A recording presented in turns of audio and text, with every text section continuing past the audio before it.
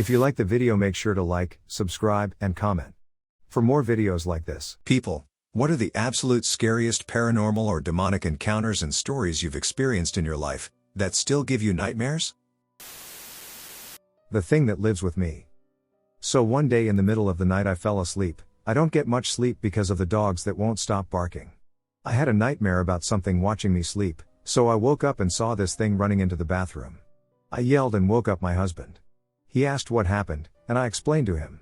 He checked everywhere and told me nothing was here, and then we heard a knock on the door, and there was nothing there, so we tried to go to sleep until he told me the next morning he had to use the bathroom at 3 a.m., and when he looked at me, there was a shadow figure watching me sleep and standing next to me.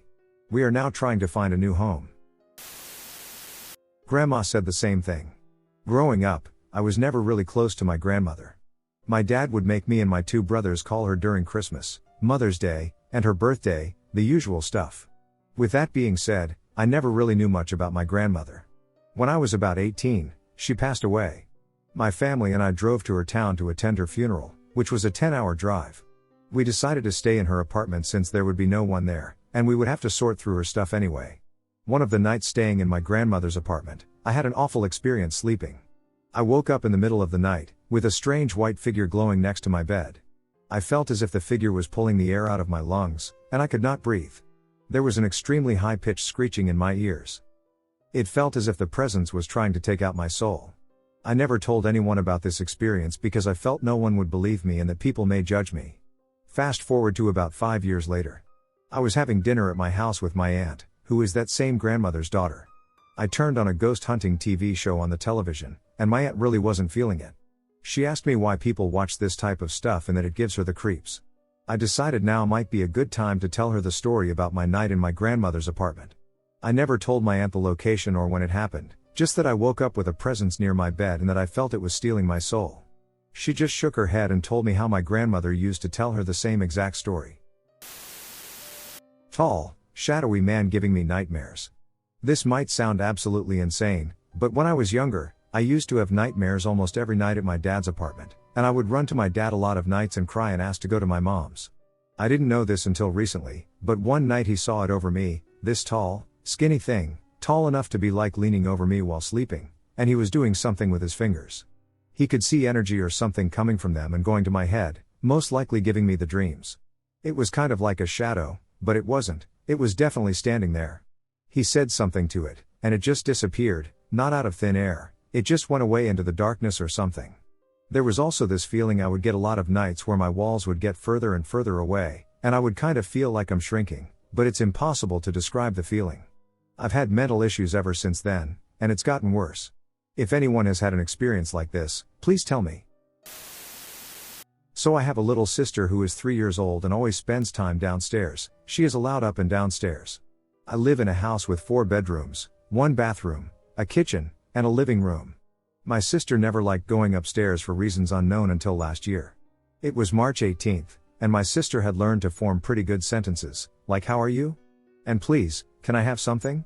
etc. Then she started saying how she didn't like upstairs because of the no-see. We asked her, "What is the no-see?" She replied with, "The man has no eyes." At that point we were a bit shaken up about what she said but brushed it off because kids can have a weird imagination. We were wrong. July 23rd, my little sister stopped talking about the no-see, but out of nowhere, when I was hanging out with my sister because my mom was out, she just said, "Do you see it?" Of course I had no idea what she was on about. "He's here." I asked who, and she said the no-see. But because she was a bit older, she was able to form better sentences, so I asked, "What does he look like?" She said, "He's a big monster." At that point I thought it was still her imagination, but then she described more about it. She told me that it looked like a big spider with no eyes, and he crawls around on the walls. At that point I thought that maybe she did see someone/something, so I called my mom and told her. She still thought it was still her imagination until a crash from the kitchen so loud even my mom could hear. I rushed into the kitchen to find multiple broken plates and cups shattered on the floor. At this point I was freaking out, and my sister was crying like a faucet. I grabbed my sister and ran upstairs, but my sister was reluctant at first but came up anyway. My sister was screaming, "It's him! It's him!" Since then, my family moved to a different side of the country, and we had an exorcist cleanse the house. That was the scariest night of my entire life. If you are wondering, we haven't had a paranormal event like that happen again, and my sister is not seeing the nosy anymore. I woke up from a nightmare and saw two demonic entities staring at me. Lots of paranormal things have been happening to me, but so far this is the scariest. For the past month I've been having nightmares and have woken up with sleep paralysis, but last night was unusual. Like always, I woke up from a nightmare, but in this nightmare there were two demons chasing me. I woke up with sleep paralysis once again, but usually when I have sleep paralysis, my eyes are always shut. This time, though, my eyes were open, looking up at the ceiling. Up in the ceiling were two demonic faces. On the right the face was gray with black eyes, and the face on the left was black with bright glowing eyes. After a few minutes I could move my body again. I looked back up at the ceiling and see that the two faces were still staring at me. I stared at them for maybe 4 seconds before I looked away, and they were gone. When I was about 16, I lived with my older sister, who was 21, and our 3 Shih Tzus. It was just us, and it was mostly fun. I remember one night I was home alone with the dogs, and I was in my room watching TV about to go to sleep. My sister was out with her boyfriend. It was probably around 1 in the morning. Anyway, I was lying there, and all of a sudden, all the dogs got up, went to my sister's bedroom doorway, and started barking uncontrollably into her dark room. They wouldn't go in, though. It was the weirdest thing. I called my sister, and she was like, "Get out of the house, I'm coming home." I had to go past her open door to get to the front door. And I just remember how dark it was there and this weird, awful feeling. I don't know if it was a person in there or what, but it came with an instinctual warning. That's the only way I can describe it. However, when my sister and her boyfriend returned, they swept the house and found nothing. It just felt so weird. My mother-in-law's house is pretty creepy. Lived there for a little over a year when me and my wife were younger. Built in something like 1900, it was originally a schoolhouse, but turned residential sometime after World War II. A few of my wife's stories are pretty chilling. Standing in front of the house, to the left, there's a shed/garage, and about 80 to 90 feet behind that a large barn. She claims every so often she would look to the top of the barn and notice a burnt light, even though that area of the barn was cut off due to the access door being nailed shut. There was a fire up there at some point. Her mother went to investigate, found no signs of squatters, only a load of spiders and a raccoon's nest. Once, the large stereo in the living room kept turning on. Thinking it was the remote malfunctioning, she took the batteries out, but it still kept turning on. She claims after she unplugged the stereo, the display was still flickering on and off for 4 to 5 minutes. There was also the time her mother's music box got inexplicably wound and started playing at 2:30 a.m. She unwound it, wrapped it in a towel and shoved it in her drawer. 2 weeks later, it happened again. I once heard a woman scream, "Get out," while feeding my son. He was fresh out of the hospital. We were on the bed watching TV, I had him on my chest and my back to the wall, the bedroom door was shut. All of a sudden, I hear a woman scream, "Get out." I placed my son in his crib and ran downstairs, thinking her aunt, whom we were living with at the time, was in some sort of trouble. I get downstairs to find all the lights off, her aunt asleep in her bed, and no goddamn body else there. Also regularly heard children running, though my son at the time wasn't old enough to walk. One time in particular, heard what sounded like a large group of children coming up the stairs, laughing hysterically at something. The crying woman. About 3 years ago, I and my mom were upstairs in the house that we are still living in. I was in my bedroom, and my mother was in the bathroom. The bathroom is right beside my bedroom, so if you were in there, you could pretty much hear everything that's going on in it. So I was lying in bed about to sleep, and I heard someone sobbing. It sounded like it was right beside me. I thought it was my mom because it was just us two in the house at the time. I called out for my mom. All of a sudden my mom was pounding on my door telling me to get out of my room. I opened my door, and she asked me if I heard that too.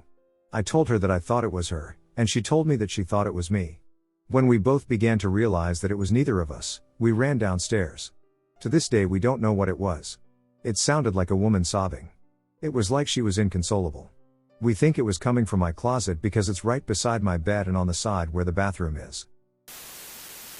When I was a kid, my neighbor told me about this woman that would appear around Quaresma. No idea how to say that in English, but this woman would appear at night, and from a distance she seemed fine, but when you got closer she would get taller and taller and uglier, and her hair would reach the floor. By the time you got close, she would be the height of a light post, and if you saw her, she would follow you home. You could try to run fast, but her legs were huge, and she walked faster. She wouldn't do anything, just follow you and stare at you. For some reason that scared the shit out of me, I couldn't sleep. Paranormal nightmare turned reality. I'd had this dream/nightmare, I'll let you decide really, as it later on became more of a nuisance than anything, that occurred every single night for over 10 years. I would be running down a hallway that has no doors, no windows, and no lights that are visible, but I could see perfectly fine.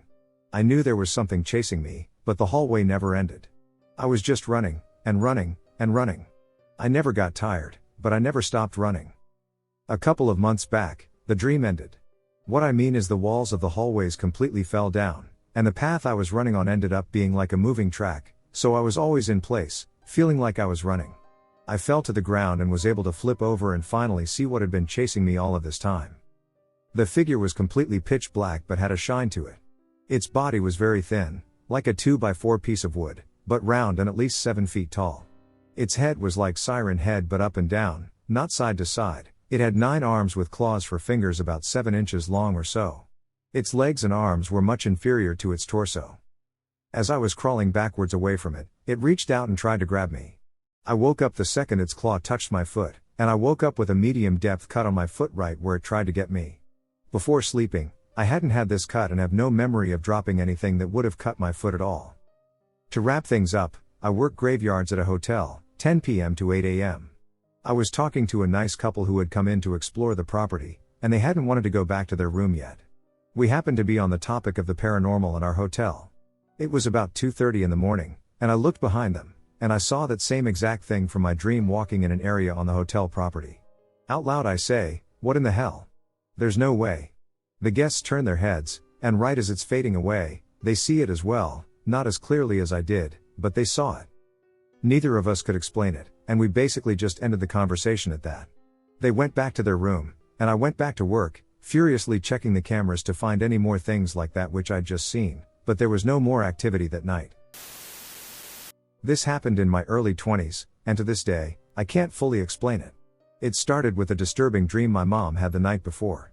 Her boyfriend at the time, who worked as a security guard at the local hospital, shared what happened the next morning, and it left us both shaken. He told me that around 3 or 4 a.m., he was up early, getting ready for work. He was sipping his coffee and half watching random shows on TV when he began to hear whispering. At first, it was faint but distinctly aggressive, almost like it was right outside the front door of the apartment. Confused by the timing and tone, he got up to check. But as he approached the door, the sound stopped. Thinking it was nothing, he went back to his coffee and TV. Then it happened again. This time, the whispering was louder, clearer, and unmistakably coming from right outside the front door. Feeling a mix of curiosity and irritation, he moved quickly to open the door and look around, but again, there was nothing. There was no one in sight, and there were no sounds. He shrugged it off as odd but not impossible until it happened a third time. Only this time, there was no whispering. Instead, he heard a deep, guttural man's voice almost yelling, and it was coming from my mother's room. Panicked, he ran to her room and swung the door open. My mom was lying in bed, speaking in a man's voice he couldn't recognize. The words were garbled and unintelligible, but the tone was dark and commanding. He flipped on the light, shouting at her to wake up, and she eventually did, shaken and confused. She told him she'd been having a nightmare about a shadowy figure trying to force itself on her. She described the figure as something dark and menacing, unlike anything she'd ever dreamed before. As her boyfriend was telling me this the next day, we were both sitting in the apartment kitchen. He was just reaching the part about the yelling when suddenly, the lights in the kitchen went out, except for one. The timing was too perfect to dismiss. Both of us froze, adrenaline spiking, and without even saying much, we grabbed our things and left the apartment in a hurry. When we came back later, everything was normal. All the lights were working fine, and nothing else strange happened after that. To this day, I can't help but wonder what exactly was going on that night. Retelling this story still gives me chills. It was a deeply unsettling experience. It was so strange, he had promised my mom not to tell me about it. I'm glad he did, but it just leaves me with questions. I was about 13. I grew up in a house that was across the street from a trail that led from town to town with a factory in the middle. In the 1930s, the middle section of the factory collapsed, killing 20-something workers. I live in a house that belonged to one of those workers. The only thing from the previous owners in my house is an antique Bible, one of the really large pictorial ones with a pewter latch. Anyways, growing up, girlfriends of mine have always felt their faces being touched in their sleep, scratched, etc. I've even had people who had never been in my house refuse to go upstairs. One night, when I was about 15, I'm 28 now, I woke up in the middle of the night, freezing. I just sort of stared at the wall, delirious for a while. The cold kept coming. I was freezing. I turned over, and lying next to me was a little boy in black overalls and a loose-fitting white long sleeve. He didn't look dead or anything, he was just sort of lying there, semi-fetal and shivering, facing away from me. Being half asleep, I just quickly turned around like, oh my ducking god, what the F, I'm sleeping. I quickly turned around again, it was still there. I kind of leapt up and kicked off the wall, clearing the bed to avoid rolling over the child. I never saw him again, but to this day when I go home and visit my parents or I'm house sitting in that house, my old room and the adjacent rooms in the upstairs of the house are terrifying. Something wicked lives there. People have told me that it's probably just a kid who was lonely in the house, but the feelings myself and other people have gotten in that house over the years have been completely menacing. Creepy experience while playing hide and seek in the woods at night. Alright, so this happened about 8 months ago. My family, me, and my friend were all on vacation in Conkin, Texas. We rented an Airbnb to stay at for the week. It was a nice house, with the backyard having a little green belt/forest to the left. My friend and I would play hide and seek out there for fun because of how many good spots there were. When it started to get dark, he wanted to continue playing, so we did. Nothing strange happened. For the next 2 days, my whole family and I, as well as him, go out and have fun fishing and hiking. On about the third day of staying at the house, we get back at about 6 to 7 p.m., and by then the sun is kinda starting to set, so we go out and play hide and seek in the dark, in the woods. At the back of the house, there's a back door that leads out to a little patio with a roof and walls with window screens, basically just a small room. And once you walk out of the room, the entire backyard is just grass with a fire pit in the middle. If you were to turn left, there's the forest. In the far left corner of the yard, there was a path that led through the woods, and that's where we would go through to play. Also, there was a small shed on the left side of the house right by the tree line of the woods. Keep in mind it was now about 8 p.m. because of how long we were playing, so by now it was super dark. The only light was the moon, the flashlight on my phone, and the small light on the patio, which can barely be seen once you're in the woods. We've been playing for almost an hour, and it's my turn to find him. This is a pretty important part to know. My friend hid right next to the shed, which is right next to the tree line, so he wasn't really hiding in the forest, but I obviously didn't know at the time.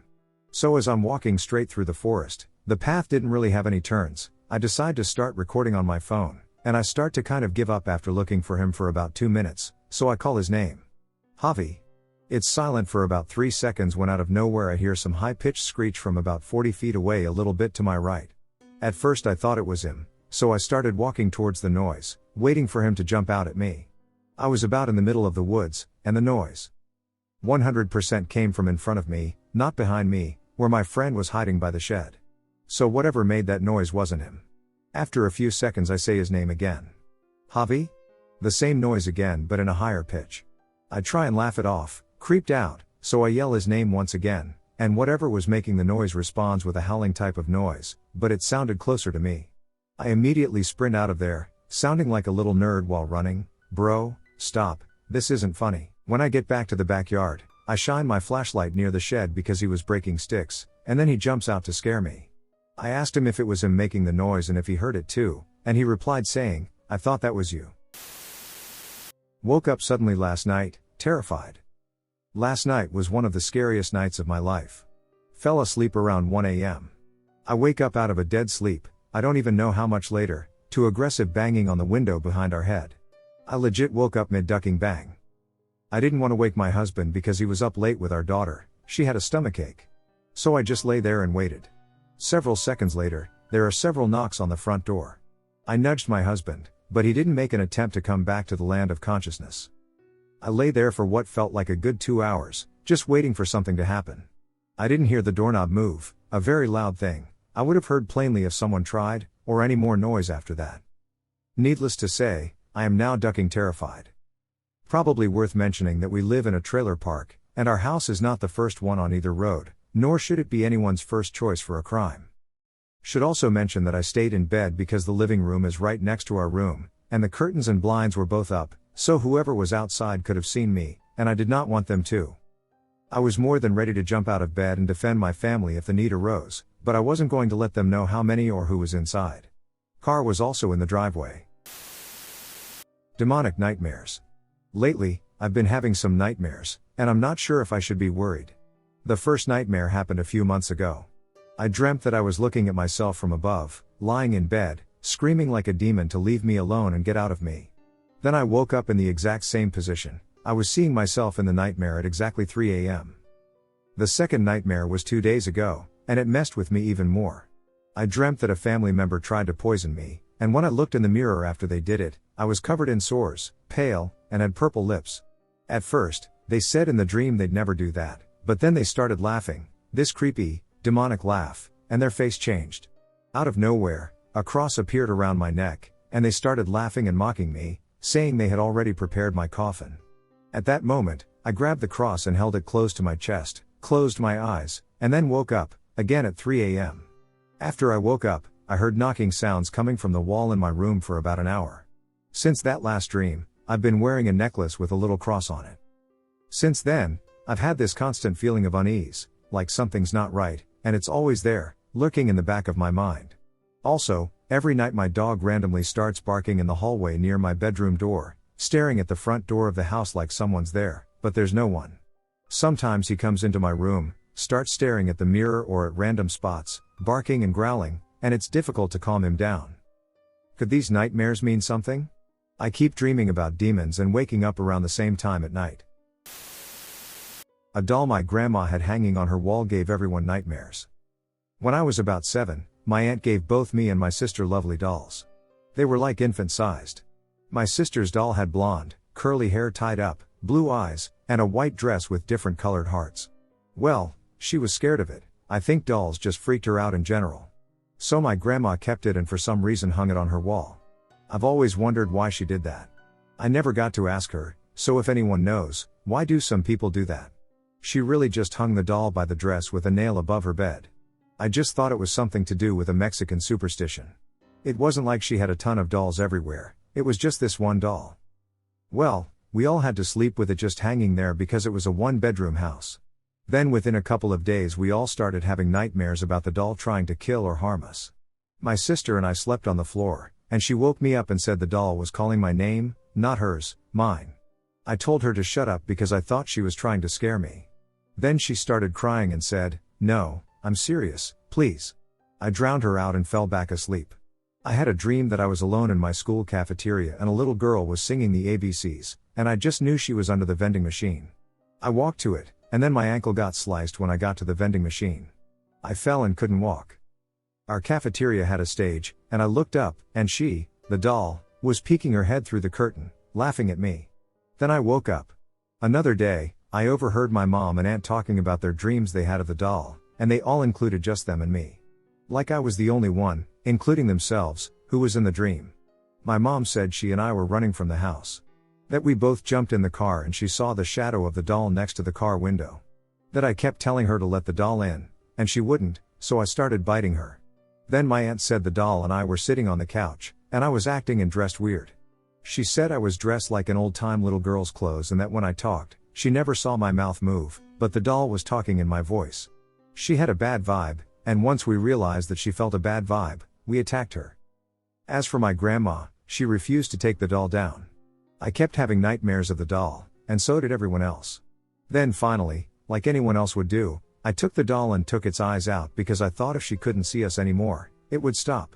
Lol, I put the doll back up, and my family was horrified. I did not want an ass whooping, so of course I didn't come forward and say it was me.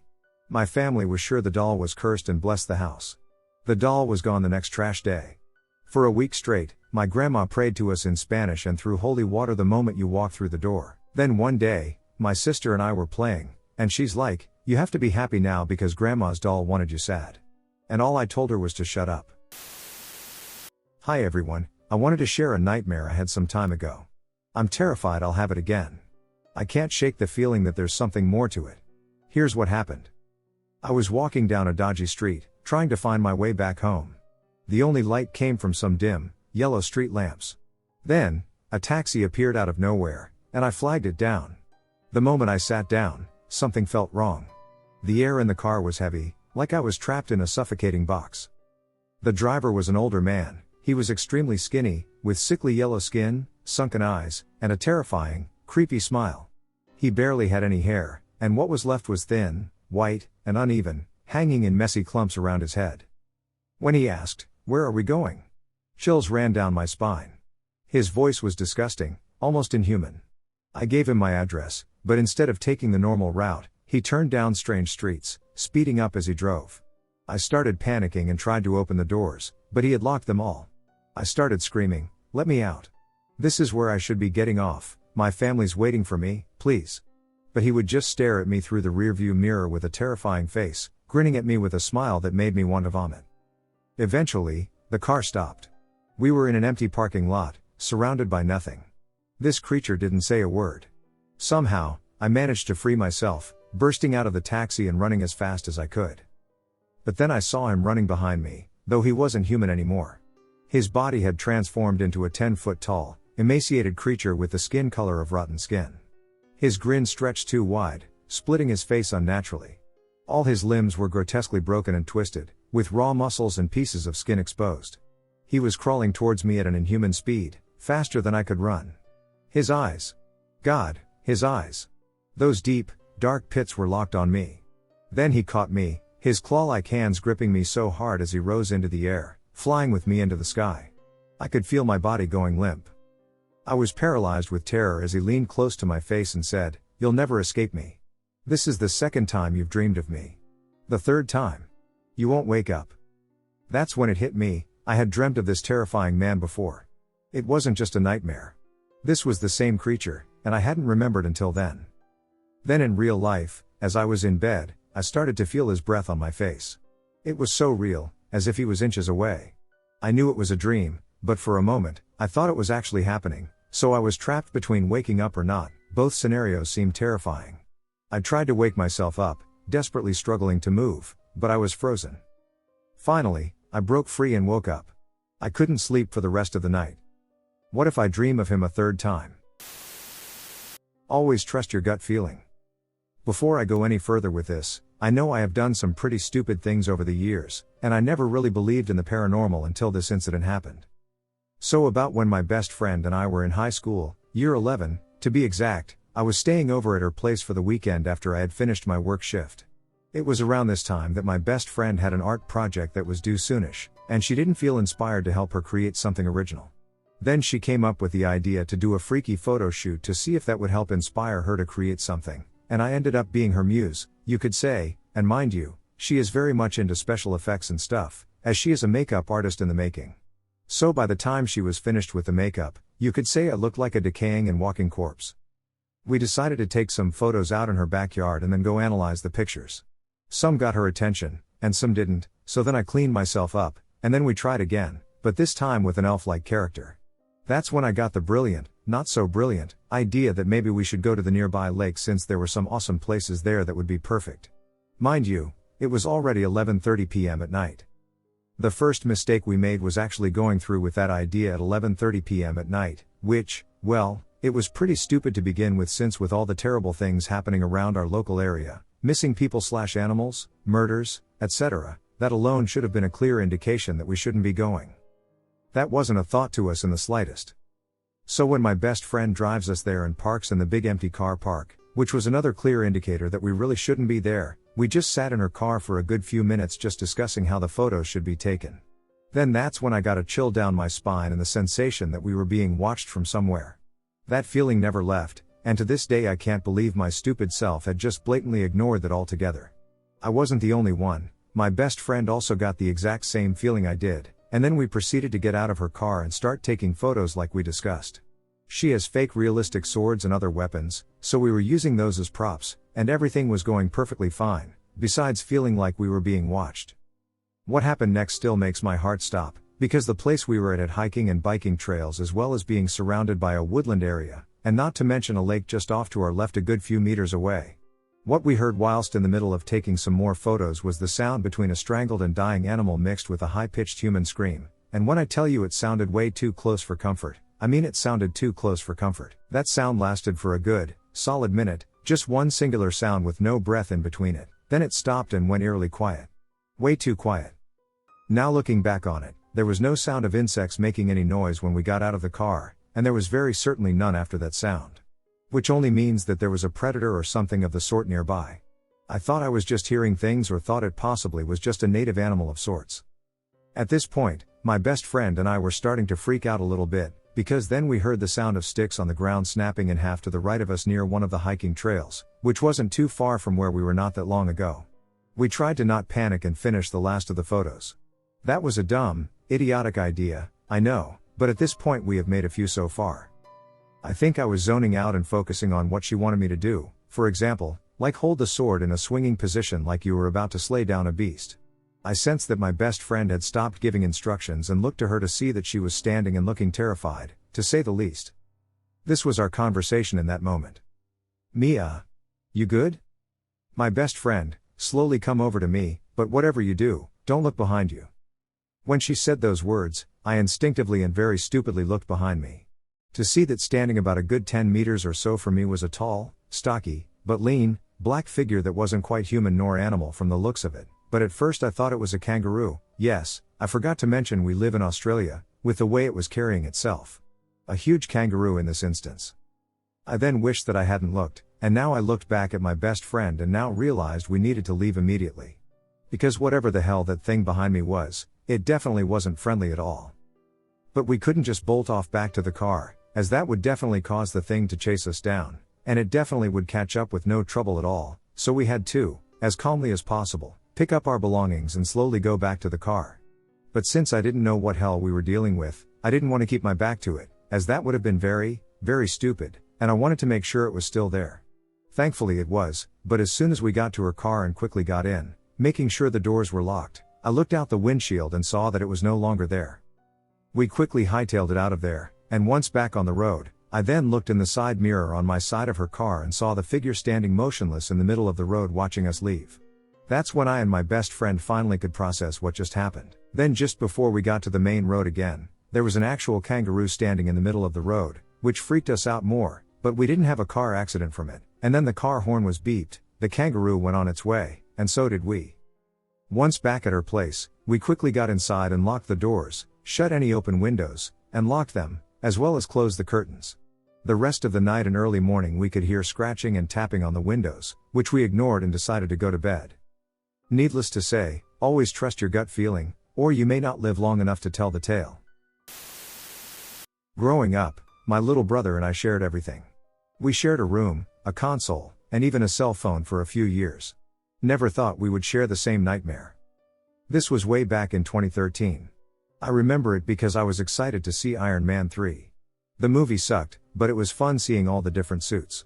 Anyway, we ended up passing out late that night after a few rounds of Call of Duty.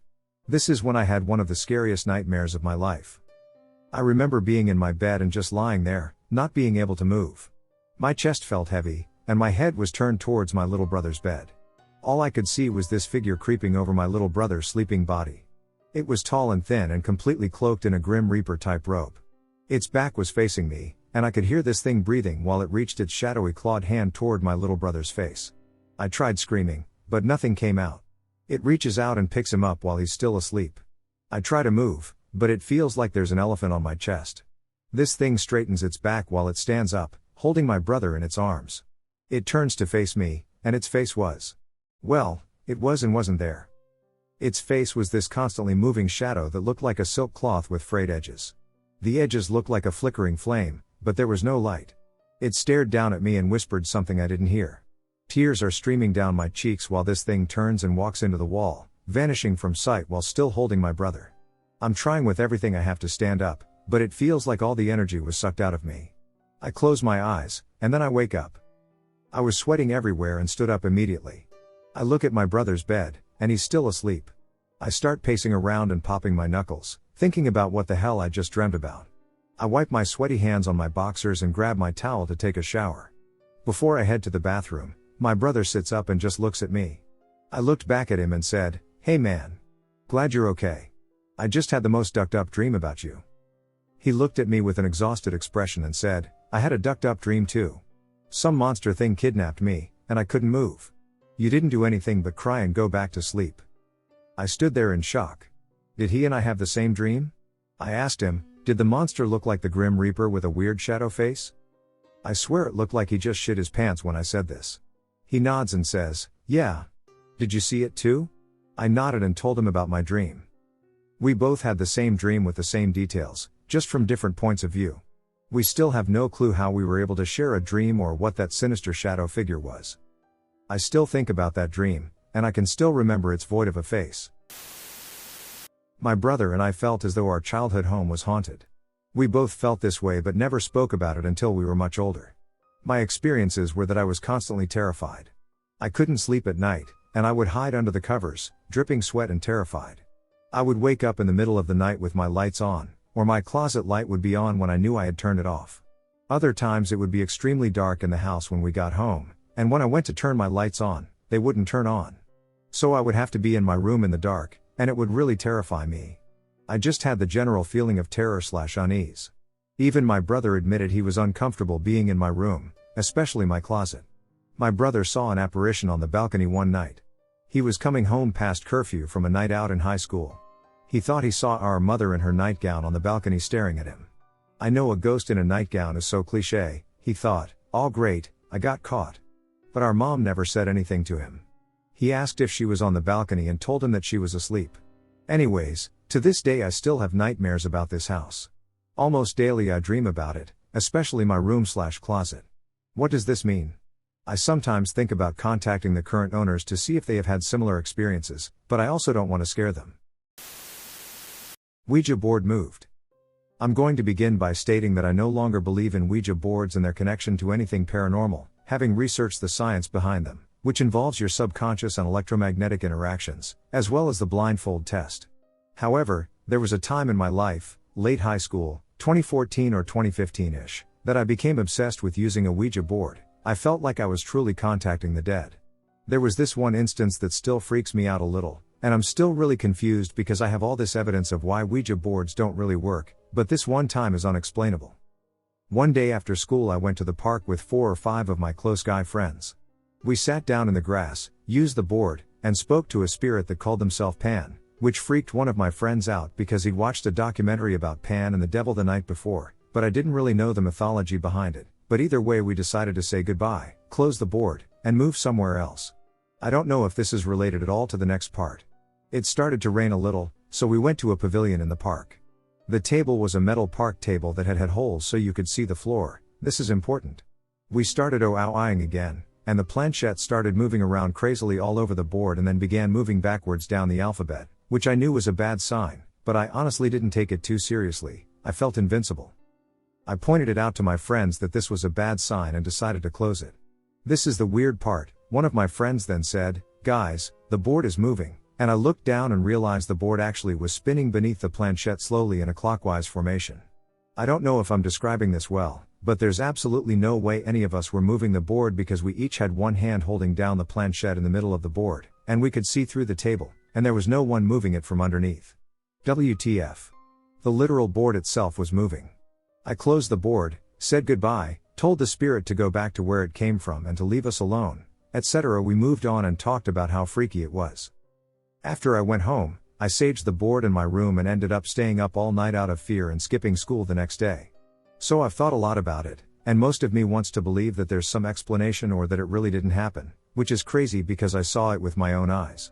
I thought maybe because it was storming a little that the wind did it? But it was moving so slowly and precisely, our hands were weighing it down in the middle, and honestly, there was a group of 4 people surrounding the board that seemed super unlikely. There also wasn't even a lot of wind. Anyway, I figured I'd share this story because it's the only time I've ever been in any situation that I feel like could really be something paranormal. I thought it would be interesting to hear other people's perspectives on this experience. A psychology professor was talking about psychotic mental illness, and he touched on multiple personality disorder. I wanted to debate it and mentioned if 100% of demonic possessions could be false by science, and he mentioned one anecdote he had while in uni when he was in a group of students doing a visit to a mental hospital back in the 60s-70s in some rural state. They arrived, and the first patient is quite a puzzle since he is a soldier who was stationed in some place in the jungle near the Essequibo, and when he returned to the barracks, he started having some episodes where he turned feral. Just growling and twisting his body. Professors, and also psychiatrists, tell the group that he was doped, and they would later debate the diagnosis. This is where it gets creepy. The group enters the room, and the guy was near the opposite wall to the door, seated in some kind of student desk with a leader handcuff type thing. The interview is led by a professional with the student group just listening behind. He said that the guy looked like he didn't sleep in days and barely could keep his head straight. He answered the first questions with just yes and no, but then started to softly cry and said his name and rank. He said that it was too dark out there and he didn't want to return. Then he started to talk about his mom and how he didn't like darkness, but then, like some kind of switch was turned, the guy that couldn't hold himself straight and that was just weeping and crying about his mom and the darkness became a different person. Wide awake, sitting straight, not a single emotion in his expression, and with an eye locked on the interviewer but without saying anything. He pointed to two students of the group and said their full names with a soft voice and chuckled without losing sight of the interviewer. One of the students just started panicking because there was no relation, no previous knowledge, and no way the patient could possibly know that, and things got bad. They asked the group to get out, and the patient became hostile. The last thing my professor saw was the door closing and, during a split second, the guy ripping the handcuffs and being hit with something in the head by a security member. He said that he can explain the inhuman force without a problem. He can explain the personality switch with extensive documentation. But he said that even after 30 years of knowledge, he still can't explain how the guy could identify them by name and face when they were from different areas and had no possible relations with the patient. It has been the only situation where he couldn't find an answer with science. My story, one of them, started on a normal day. Well, night. I was up at around 3 a.m. Parents were asleep. Dog was asleep. My door was locked. My fan was off, but I was listening to music and texting. I thought I heard something strange near me, but I assumed it was my music. It got louder and didn't go away or change even when I turned down the volume or turned the song off completely. I started to worry, texting about it. I took my earbuds out, looking around. Nothing had been touched.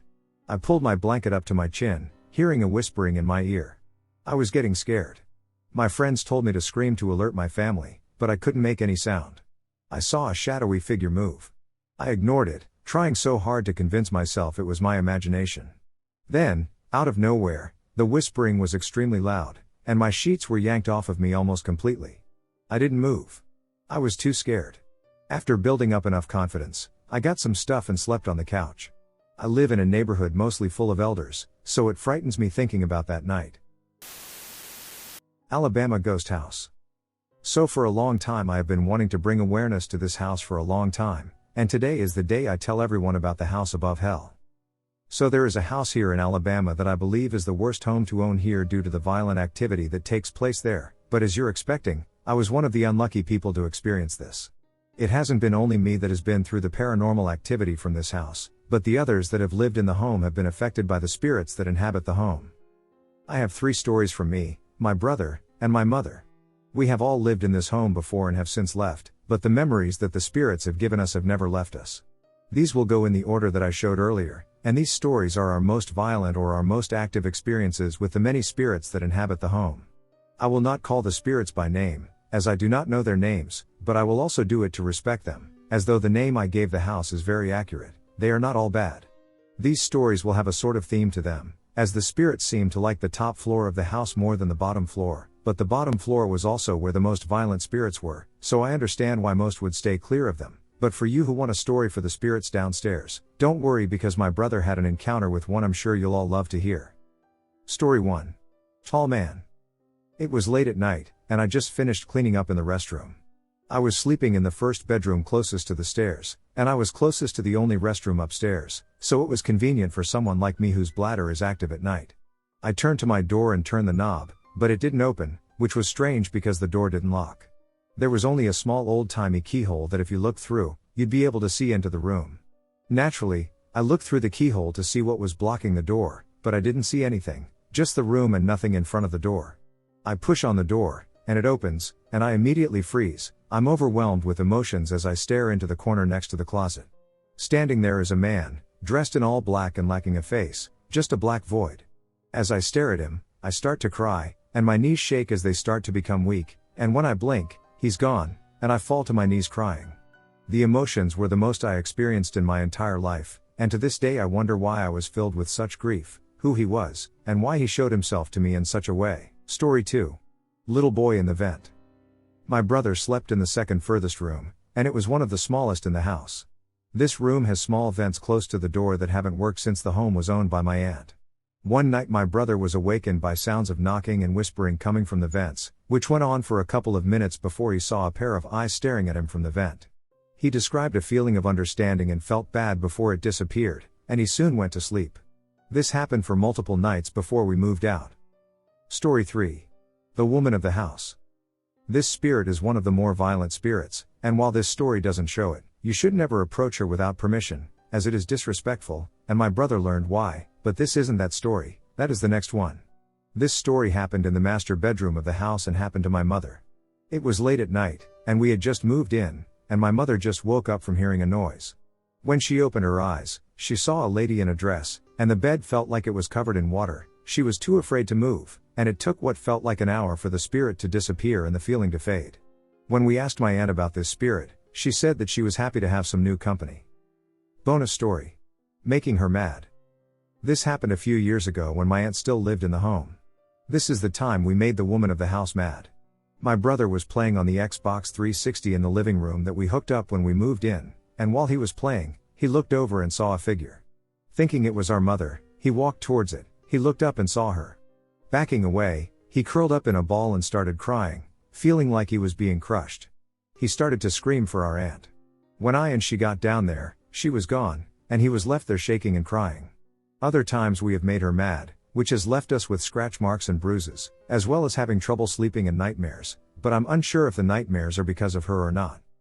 I'm unsure if anyone owns the house at the moment, but all I know is that once you visit the house above hell, and you're not a fan of the paranormal, you'll never want to return. But if the home isn't occupied and the time is right, and you get permission from the past owner or whoever is selling it at the moment, then feel free to visit it. I've had one back in 2013. A little bit of context, though. I lived in a small village of about 140 inhabitants. It was the beginning of summer. In the same street where I lived, about 100 meters from my house, was my stepfather's parents' house, and next to it was the former house of my SF's great parents, which by the time this story happened were long dead, meaning this house had since been inhabited by various people. During the summer of 2013, the house was owned by an old man, in his late 60s or early 70s, who arrived here about a year ago. Let's call him Mr. G, he was a kind guy.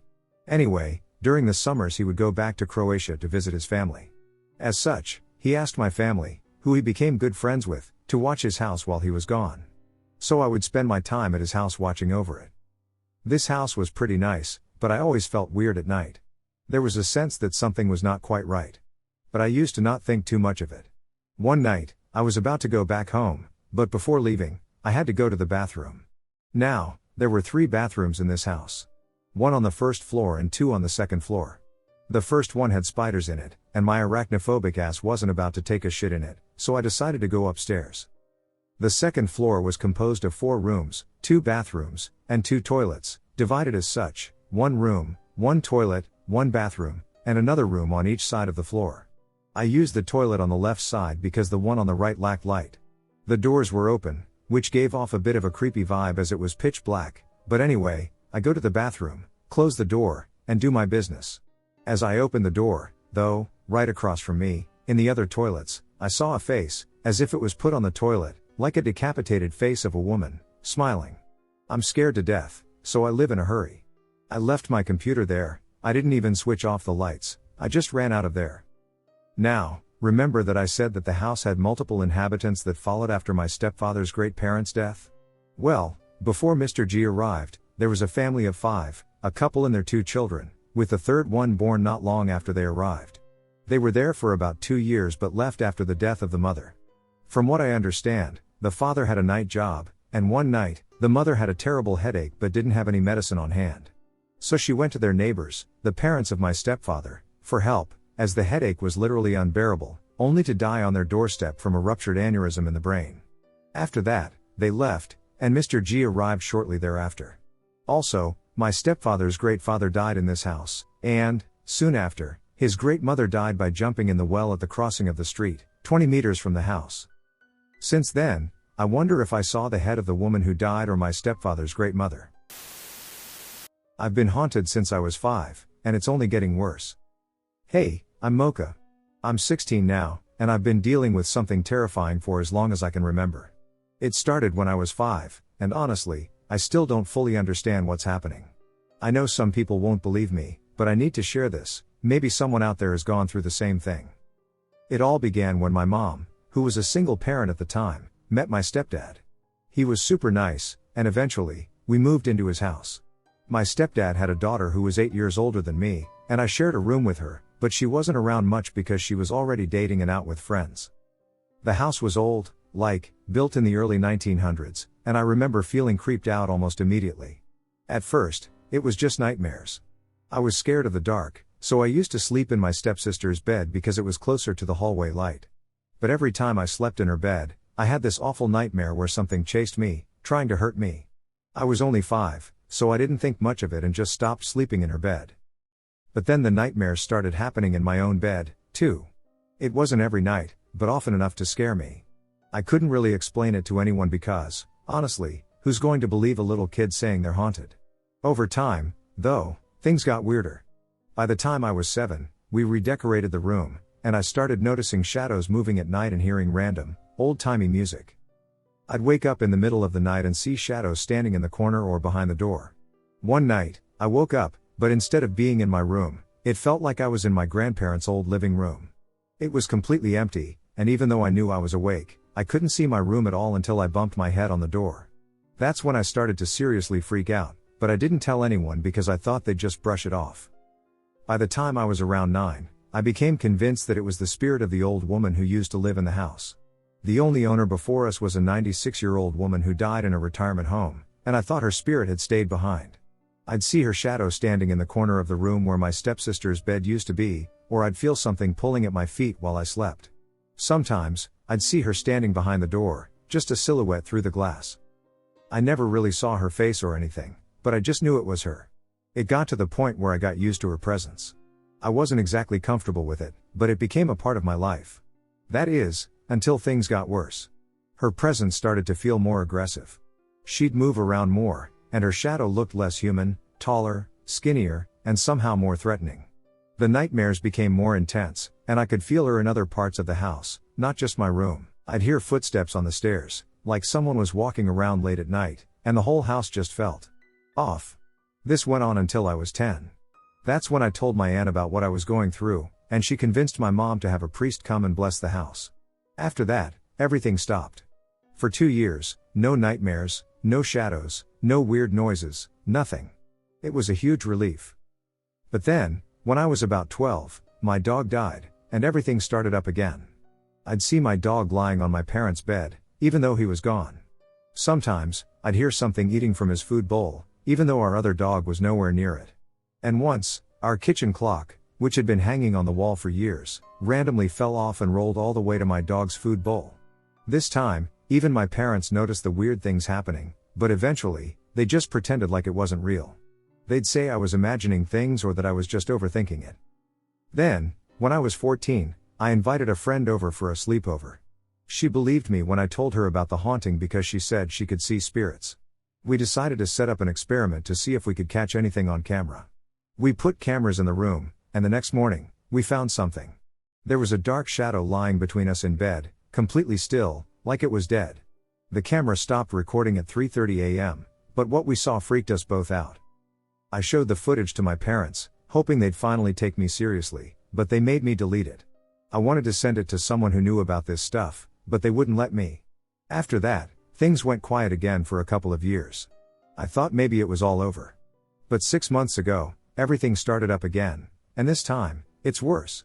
I've been dealing with depression for the past year, and somehow that seemed to trigger the activity again. The shadows are back, the noises, the feeling of being watched, everything. A few nights ago, I heard my brother's voice calling my name at 1:34 a.m., saying, "Come take a quick look." But it didn't sound right. It was his voice, but it was like a recording. Then, it switched to my dad's voice, saying the exact same thing. I didn't respond, and I'm glad I didn't. I know it feeds off fear, and I think it's getting stronger. I'm going to see a medium tomorrow. My best friend moved abroad, so I can't ask her for help anymore. I don't know what this thing is or why it's attached to me, but I need answers. If you're going through something like this, don't ignore it. Find someone who can help, whether it's a priest, a medium, or someone who understands. Don't let other people's disbelief stop you. This is a true story. These paranormal incidents were witnessed by myself, in person.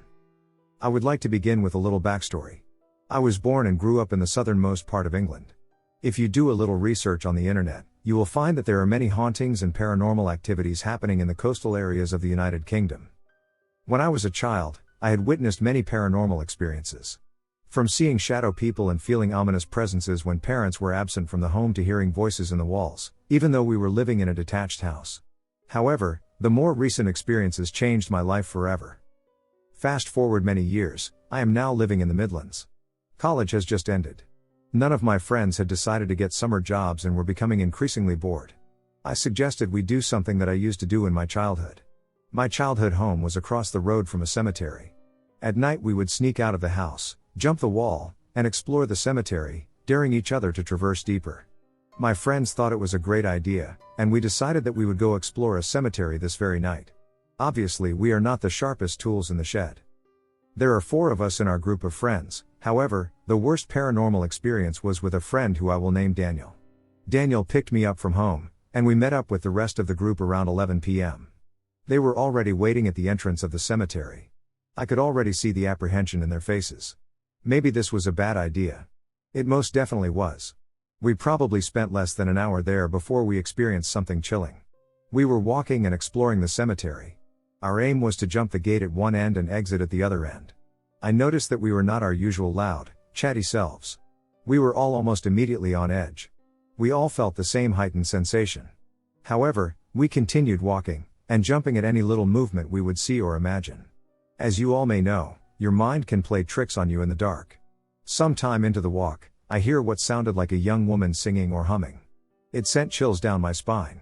Even now as I tell it, I feel the chills traveling down my spine and hairs stand on end. I tried to ignore it, so as not to freak out my friends.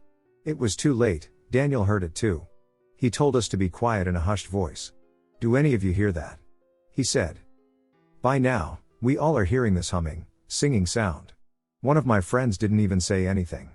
He just turned around and ran back to the entrance of the cemetery. We all followed suit. We jumped into our cars and headed straight to the city, where it was bright with the city lights. We surely felt much safer now. We spoke a little about what we experienced and what that singing and humming sounds could have been. We headed home shortly afterwards, and that was that for the first of the more recent experiences. We did explore more cemeteries in the coming weeks, but nothing that was noteworthy to be told. Even though the first experience scared us half to death, it was an adrenaline rush, and we were looking for the next rush. A few weeks later, one of my friends had an idea of exploring derelict buildings. Here's where we had one of the scariest experiences. We decided to do some research on derelict buildings with paranormal histories. We found one local to us. It was around 13 miles or so from where we lived. We arrived shortly before sunset. We scouted the area for security guards or surveillance cameras. Luckily for us, there wasn't any. We decided to go eat and explore the city and wait for it to become dark. A couple of hours passed. Darkness has truly set in. We arrived at the derelict building and realized just how dark the area really was. Not much luminosity from the streetlights, just the little brightness that shone down from the moon. However, we are already here, so we proceed to cut through the fence and into the courtyard. An ominous, eerie aura oozed from the building. Boy, this was going to be a thrill. We pulled away a board that was nailed to one of the windows and climbed in. We began to explore. We were all close to each other, close enough to hear each other. But we were exploring different rooms individually. We were having a great time, making sounds and trying to scare one another. We make our way up to the upper floor. We decide to split up. I and Daniel take the right, and the other 2 take the left. I entered the first room on the right, and Daniel entered the room adjacent to me. I hear Daniel gasp and then a loud smack sound. The closest I can describe it, imagine a soft paper book hitting a table. The sound was loud enough for the other 2 to hear it on the other side. I quickly exit my room and enter Daniel's room. I see him on the floor and quickly rush to him. I asked him if he was alright and if he was trying to play a prank on us. He was lying on the floor speechless. He was mumbling something but couldn't bring his words out. I shone my light in his face, and what I saw shocked me. The absolute fear in his eyes, and on the right side of his face was a large red mark in the shape of a hand. A thin hand, but you can make out the fingers. His face resembled what you would see in a stroke patient. The right side of his face was drooping, and he had no control of the muscles in that part of his face. I quickly shout to the others and tell them we need to leave immediately. When the others saw him, they almost burst into tears. You can see the literal fear in their eyes and the blood drain from their faces. We exited the building quickly and made our way to the nearest emergency room. We didn't even know what to tell the doctor at the hospital. We just said he fell down and hit his face. They kept him in overnight suspecting that he had a stroke. Tests later revealed that he did not suffer a stroke. In fact, he had healthy brain signals. They released him after a few weeks in the hospital. There was nothing more they could do. He was not sick, and there was nothing there for them to treat. The doctors were baffled, and they had never seen anything of the kind. Fast forward 12 years to the present. Daniel's mental health has regressed significantly. His mental health is what a child's capacity is at. He has never recovered physically or mentally or regained his speech. Because of his lack of speech, we will never know what he saw or what happened to him that night. All I can say is that we have never done anything like that again. The first of many incidents with something that stalks me. I was sleeping in my bed a few years ago. It was one of those loft beds with an office space. That's what I used it for, at least, underneath, like a bunk bed but not. It was elevated at least 6 above the ground. I woke up. I knew I was awake, and I knew it wasn't sleep paralysis. I've had shadow man sleep paralysis and plain old can't move sleep paralysis before. This was markedly different, as is every incident after. I woke up, and I couldn't move my limbs. I could feel, but I felt something over me, like almost holding me there. I could feel something too, like that intense feeling of being watched, hunted by a predator. Even though my room was empty, I was facing it, not the wall. So I said, angry, "Leave me alone." And I felt it. Something over me, to clarify, because I already could feel it. It pressed into me, speaking just beneath my ear, so close I could feel its breath, and my hair moved, and its breath was hot to the point it burned. To this day I can't describe its voice, human, but not human. Guttural like a monster, deep and unlike anything I've ever heard, and full of hate and scorn and spite. It said, "Never. I will never forget it." It went away immediately after, and I could move again, and when I touched where it breathed on my neck, my skin and hair were damp in that one specific spot. There've been physical incidents after. It's never left me alone, but I've stopped fearing it, and it hates it. It drives it mad. I've made it angry enough to slam me back into my bed. Once, it slammed me into an air mattress, so hard the mattress deflated and the seals broke. It still talks. It threatened me until I started laughing and calling it names, no longer afraid. So it switched to threatening my loved ones, jeering at me, taunting me that there isn't anything I can do if it wanted to hurt them instead of me. Its voice and laugh remain the same as when it first spoke. I know most people won't believe me. It is a surreal experience. Initially, I believed that I was experiencing hallucinations or losing my mind. But it's done physical things, and unfortunately, it has followed up on one of its threats to something I love. So I just want people to be careful. I may not be very smart for taunting it back, but I cannot stand the idea of letting it think I am afraid. Creepy mountain bridge. This happened to my ex-boyfriend and me. Last year, from January to July, I dated this guy we will call Lucas. He loved the paranormal even more than I did. He is also a firm believer, while I tend to be more skeptical. I firmly believe in angels/demons but am kind of iffy on the topic of ghosts due to my more religious upbringing, whereas he comes from a small town steeped in superstition. I came from a big city where there was too much going on to even consider the afterlife. We met during my freshman year of college. He attended the community college, and I attended the major university. My roommate and I got bored one night and had downloaded Tinder more as a joke than anything else. Nevertheless, I matched with Lucas. He was eager to meet and could hold a conversation and decided, why not? We met at the local barbecue place right off my campus and talked for hours. Towards the end he asked me, "Do you believe in ghosts?" I felt like this could be a trap. What if I say yes and he thinks I'm crazy? I told him I wasn't really sure but was open to the notion. He told me he could turn me into a believer. I was like, bet. And we decided one day he'd take me on the local ghost tour. He was a native of my small college town. He knew every superstition and every backroad. He knew stories only locals know, the stuff you can't really find online. Flash forward to November of my sophomore year. He randomly sent me a friend request on Facebook. I accepted, and we started talking on Messenger. We got back on the topic of the paranormal. I asked, "Hey, do you remember that night when we almost died?" And he replies that he does. I told him I wanted to go back to the spot, a cemetery, where we had something freaky happen. We were actually on a ghost hunt then, and I was super casual about it all, as I was 100% convinced nothing would happen. Hell no, I don't want to go back to where I almost died, he said. But I can show you the bridge. It's haunted, he says. He picks me up from my dorm, and we set out for the bridge. It took us about 20 minutes to get there. It was up in the mountains, and there weren't any streetlights of any kind. The bridge stretched out over this creek, and there are woods all around the bridge. Middle of nowhere, literally. We exit his truck with flashlights and go stand on the bridge. I ask him to tell me the story. Why is it haunted? I will retell it as best I can. If anyone has ever heard this story, let me know. Back in the 1960s, there lived a doctor named Dr. Gary. He was a rural mountain doctor and would take house calls.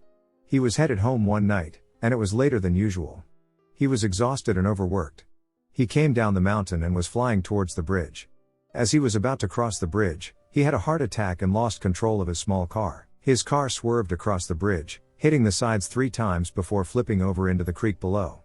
He passed away.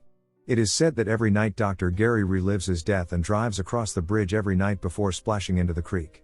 You'll hear a loud bam bam bam as his car hits the sides and then a splash. Before that, you'll see this 1960 car coming around the bend. Lucas has a large group of guy friends, and several of them aren't believers. He took them to the bridge to wait for Dr. Gary, and they were standing under the bridge when they heard the bam bam bam. Scared them so bad that they all refused to go back. I was living for this and was so pumped to witness this. We got there around 11 p.m. According to Lucas's dad, that's when Dr. Gary comes. Lucas was steadfast, it would happen. I yelled, "Hey, Dr. Gary, I don't believe you exist. Show yourself." We waited for over an hour, and nothing happened. Lucas was dumbfounded. We left and decided to try again the next night. For 3 nights, nothing happened. On the 4th night, we decided to go earlier. I had a test the next day and didn't want to be out late. We arrived around 9 p.m. Lucas asked me if I wanted to see the creek below the bridge. There are these stone steps you can go down and explore underneath the bridge. I was apprehensive and feared homeless people slumbering below or creeps waiting for easy targets to wander into their dens. Anyways, we were headed to the steps when I could hear people talking. They sounded young, maybe my age, I was 20 at the time. I figured we shouldn't go down there, but Lucas looked at me like I was crazy. He couldn't hear the people talking. It was so loud. There were at least 4 people. He shined his light below and shook his head. "Megan, no one is down there," he said. He left me and headed down the steps. I did not want to be left alone, so I followed him. He was right. No one was down there, but I know I heard people as clear as day. They were laughing. I could even tell some were male and some female. I was beyond confused.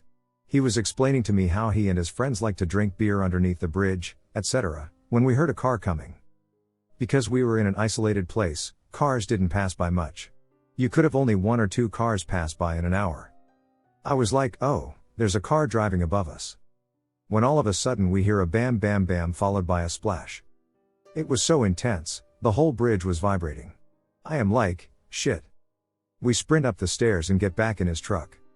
I honestly have no clue what could cause that. We didn't bail out and stuck around and ghost hunted. I had an EVP recorder and ghost detector device and got them out to see if I could talk to Dr. Gary. I'd love to hear what y'all have to say for this one. I firmly believe him now. After the bridge thing, the activity ramped up big time. All the nights before were calm, not this one. Dark shadow in the corner of my room after strange dream. I don't know what to make of this one, but earlier in the week, after I woke from a strange dream, I looked around the room, and there was an absurdly dark shadow in the corner of my ceiling that was way too dark for the conditions compared to any other place in my room.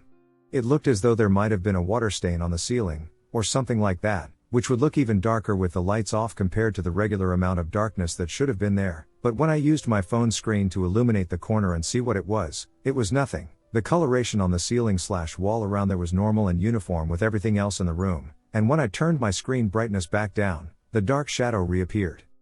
It was a strange existential dream about virtual reality and a hallway-like environment as the transitory space between world/game/whatever. So I woke up and was a bit startled at just how utterly dark this corner of my room was. It was pitch black just in that corner, but nowhere else in the whole room was nearly so dark. I've lived in this house for a year and never noticed this dark corner before. I was staring at it for some time and illuminated it with my phone screen twice. I didn't want to wake my partner, and saw nothing to account for it. Now, I'm as skeptical as anyone about not jumping to any conclusions on this, so I decided I would start paying attention to that corner over the following nights.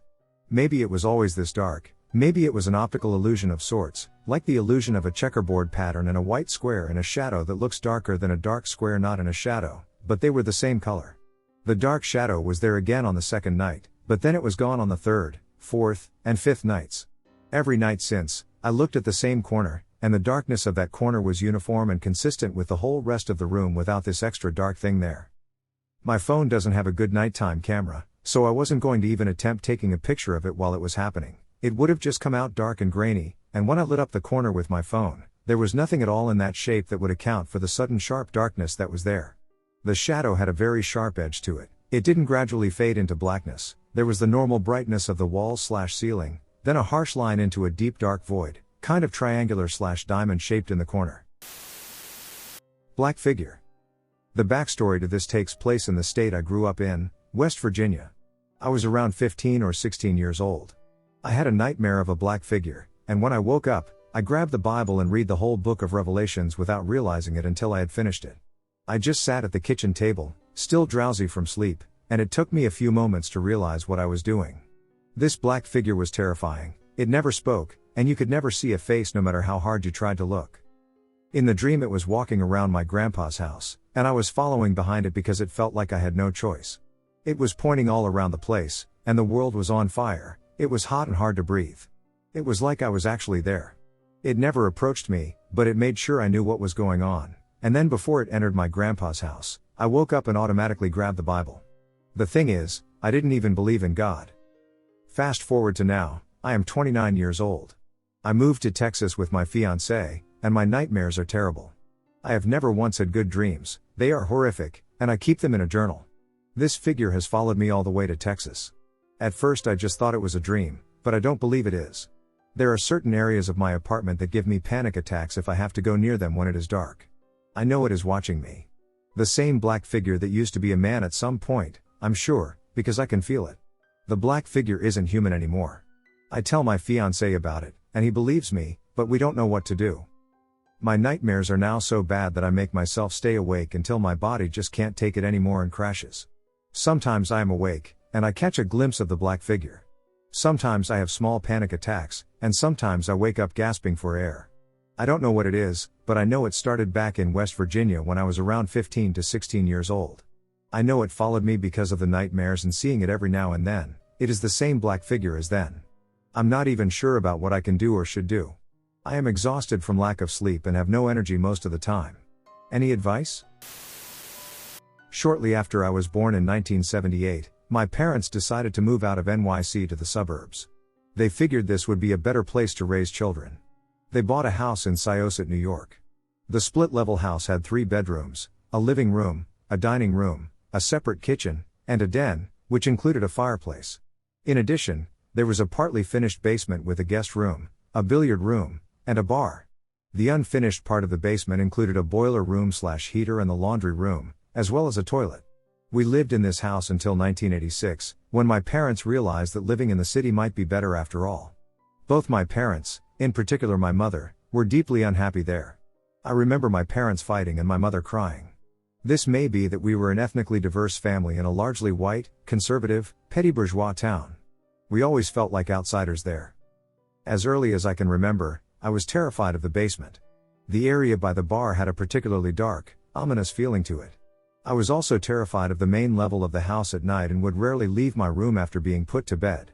I realized this could be chalked up to being a young boy, and I'm certainly not convinced that this was something paranormal, but I'll recount some of my stories and those of my family members. Most of the stories of my family members were disclosed years after we moved from the house, over Christmas dinner, when the wine had made my mother, my father, and my sister willing to share their own experiences. The earliest memory that I have in my room was waking up to the sound of cackling laughter, like that of a witch. The laughter stopped shortly after I woke up. I clearly remember hearing it and was petrified, frozen stiff. I was so scared, I didn't get out of bed and run to my parents' room. I stayed completely still until I assume I fell asleep again. Of course, this could have been a hypnagogic/hypnopompic hallucination, but it felt so very real.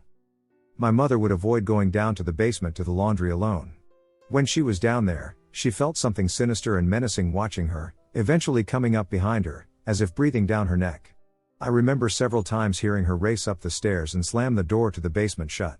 She always claimed that something chased her up those stairs, indeed a common feeling people have in basements, haunted or not. My father claimed that when he was home alone, he would hear the billiard balls, grouped in a triangle formation, break, as if someone was starting a game. He did not go down to investigate alone, but when my mother came home, he made up an excuse to go down together, and the table and the balls were untouched. There was a hamper/chute that connected the bathroom on the ground floor with the laundry room in the basement. This saved you the trouble of lugging laundry downstairs. You would take your dirty clothes, throw them down the chute, and they would fall and land on the laundry room floor. Whenever I opened the chute door, you could glimpse down to the basement. In my mind's eye, there was always a face looking up, menacingly grinning, taking pleasure in frightening a child. Every time you opened that chute to throw your clothes down, it was as if this thing was waiting for you and staring up.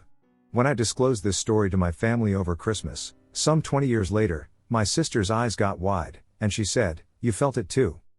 My parents wouldn't go into detail, but they had the impression that something very bad had happened in the basement, most likely a suicide.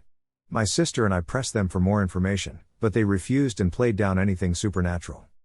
After we moved out in 1986, my parents initially had trouble selling the house.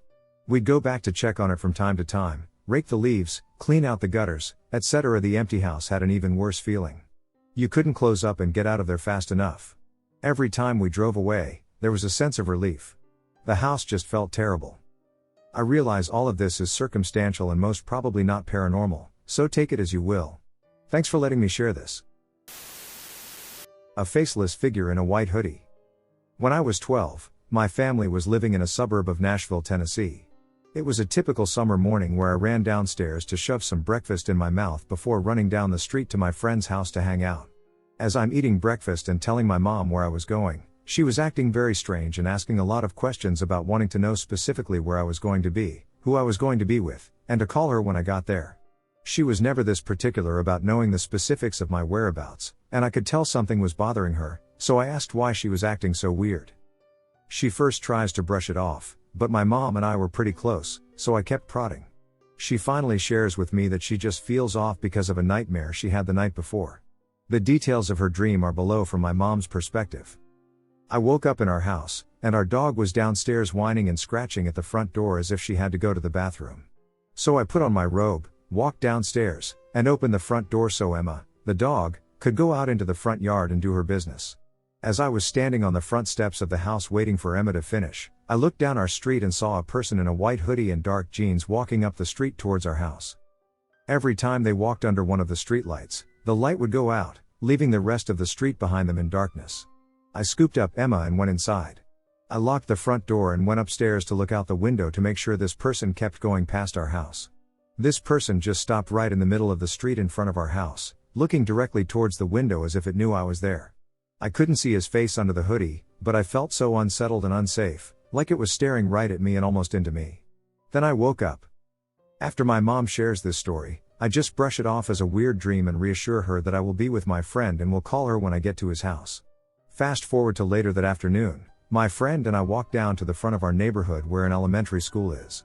The back part of the playground had a chain-link fence that you could hop over to go into the woods. If you followed the steep slope down through the woods, you would eventually end up at a creek that we would often hang out at to find arrowheads, weird bugs, stuff like that. As we were hiking our way down through the woods, we stopped at a halfway point that was a long clearing for a four-wheeler trail that ran pretty far left and right and was just a straight path down. As we stopped for a moment in this opening, my friend and I both saw something white, very far down the path, dash uphill between the tree lines going extremely fast. Way too fast with how steep the hill was and how densely wooded this area was. From what we thought we could tell, it looked to be about the size of a small deer, but we really weren't sure. Seeing that blurred movement of something white in the distance set off the memory of my mom's dream that she told me earlier that morning. I didn't tell my friend anything about it, but I felt a little freaked out and just said we should go the other direction down the four-wheeler trail to get back to a spot of the fence at the playground so we could leave the woods and just go play video games at his house. So we leave the woods, go about our day, and say we'll see each other tomorrow. The next day, my friend and I meet up again and want to go back to the woods and down to the creek. As we're walking across the school's playground towards the fence line to hop back over into that four-wheeler path, we see something hanging on the fence. As we get closer, we see that there is a white hoodie hanging on the fence at the exact spot that we left the woods the day before. I never told my friend exactly why, but from that day on I never went back into those woods. This event happened over 20 years ago now. I never really shared it with anyone until a couple of nights ago with some friends and my wife, and their reactions have sent me on a bit of a journey trying to research if anyone else has reported something similar. I've never tried to put this experience into writing, so hopefully this all is easy to follow. If anyone else has had experiences with being followed or watched by a figure in a white hoodie or something like this, I would love to hear your stories. How I became traumatized by mirrors. It was a long time ago, and I'm far from the place the mirror is at if it's still there. Roughly around 2007, my stepmother was a shopaholic who would just buy random crap from yard sales, estate sales, antique shops, as seen on TV products, and vendors at fairs. I don't remember where she got it from or how I found out it came from a hospital.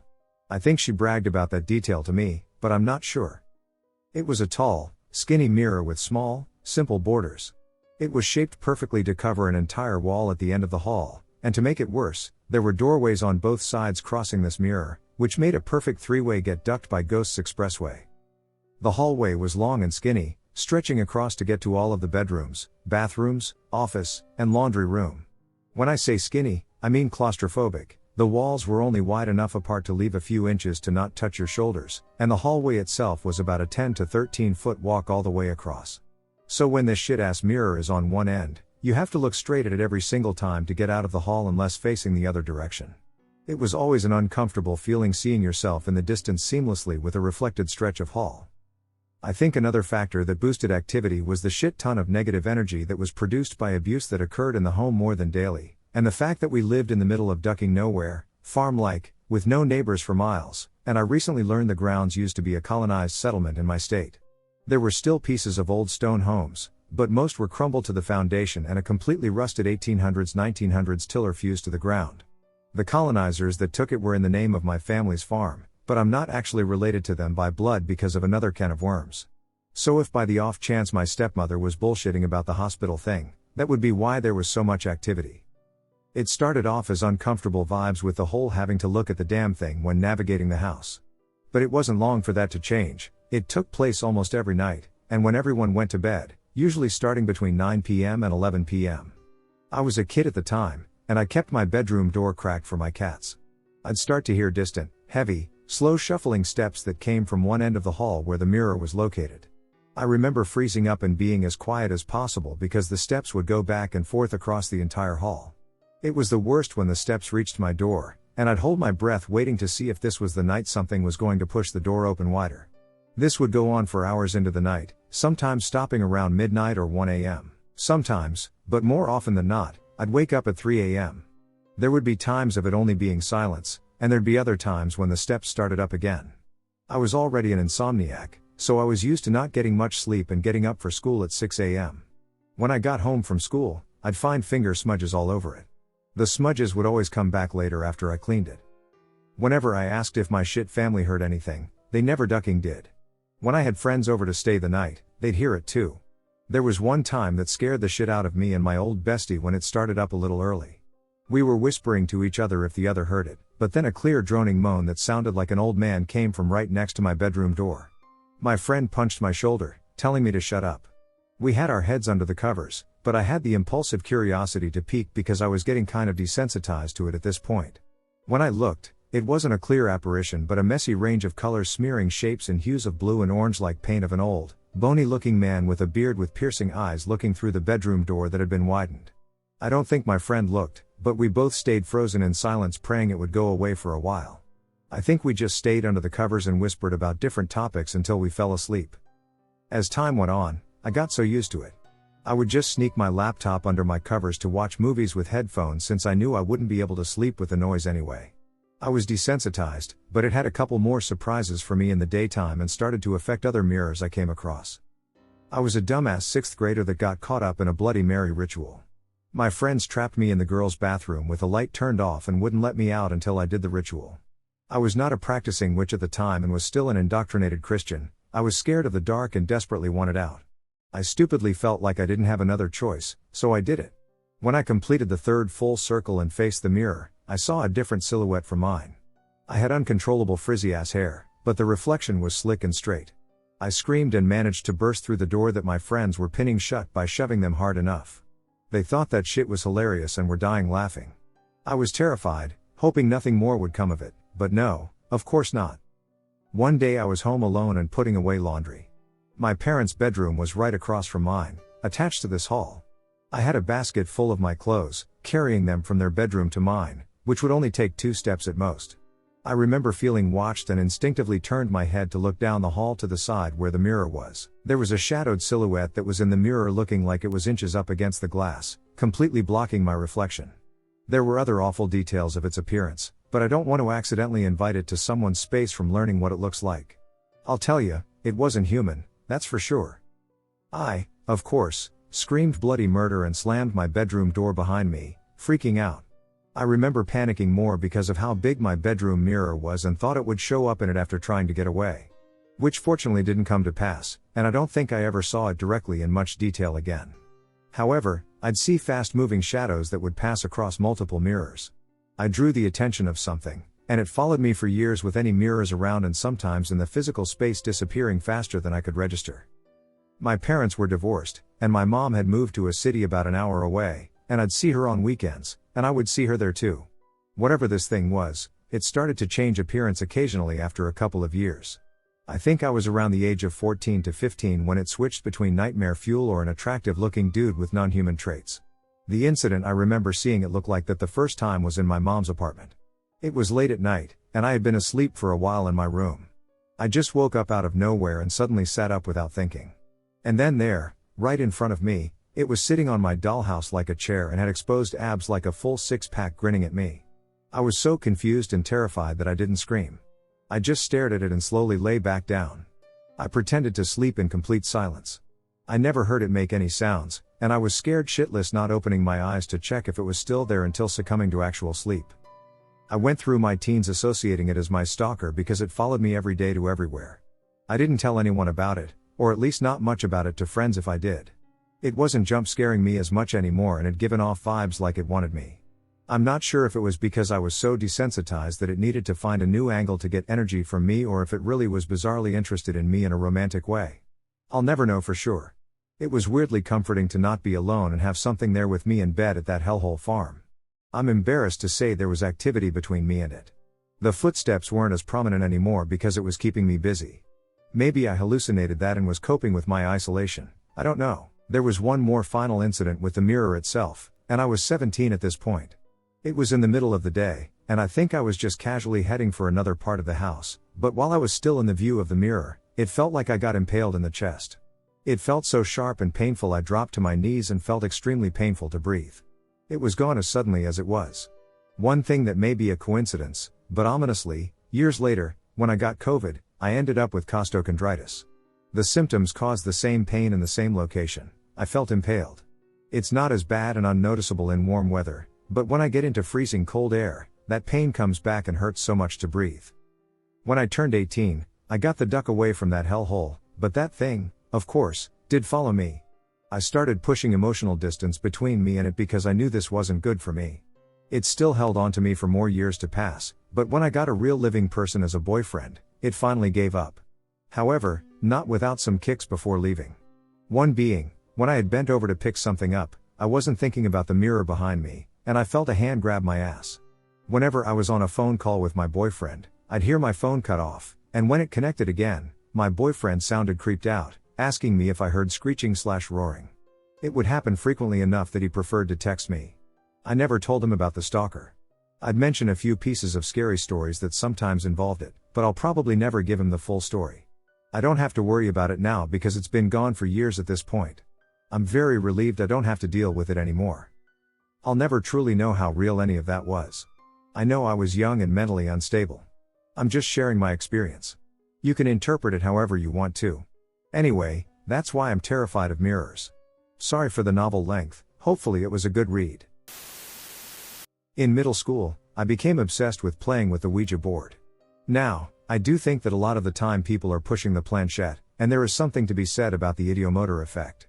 That may be the case initially, but a friend of mine and I opened ourselves up to something far darker. The school year ended, and the summer began. I played nearly every day with my friend. We made contact with a spirit whose name I will not repeat. Initially, we thought this was a good spirit willing to help us two uncool, slightly outcast boys. After my friend left town with his family to go to their country summer timeshare, I was left alone. This is when things started to take a dark turn. Initially, it was just small things, small movements, shadows out of the corner of my eye, the closet door just slightly opening at night. Then things started to pick up. I had the distinct impression that whatever this was now revealing its true self, and it was not good. Although I never saw an actual spirit, I had the feeling at night that this thing would enter my room and stand by the door near my bed, looking at me and grinning.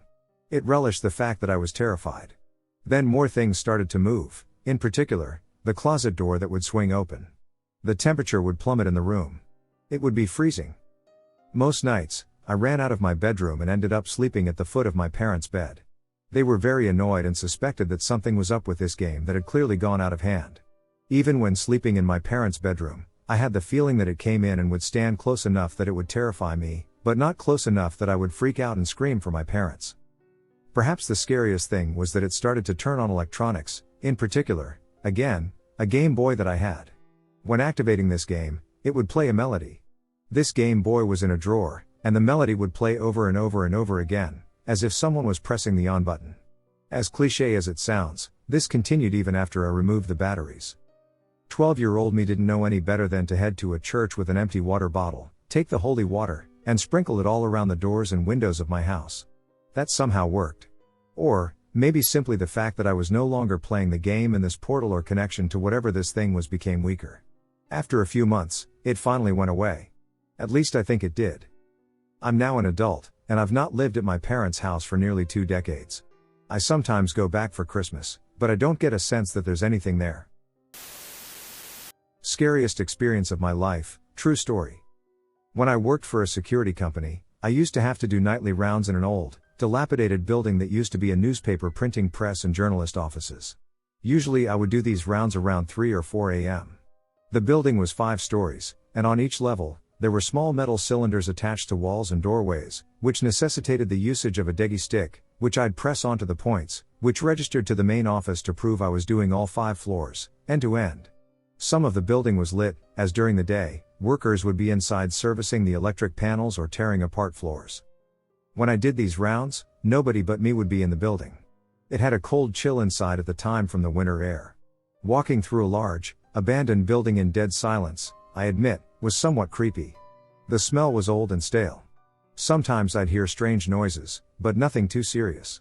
I felt generally comfortable in the building except on one floor, floor 3.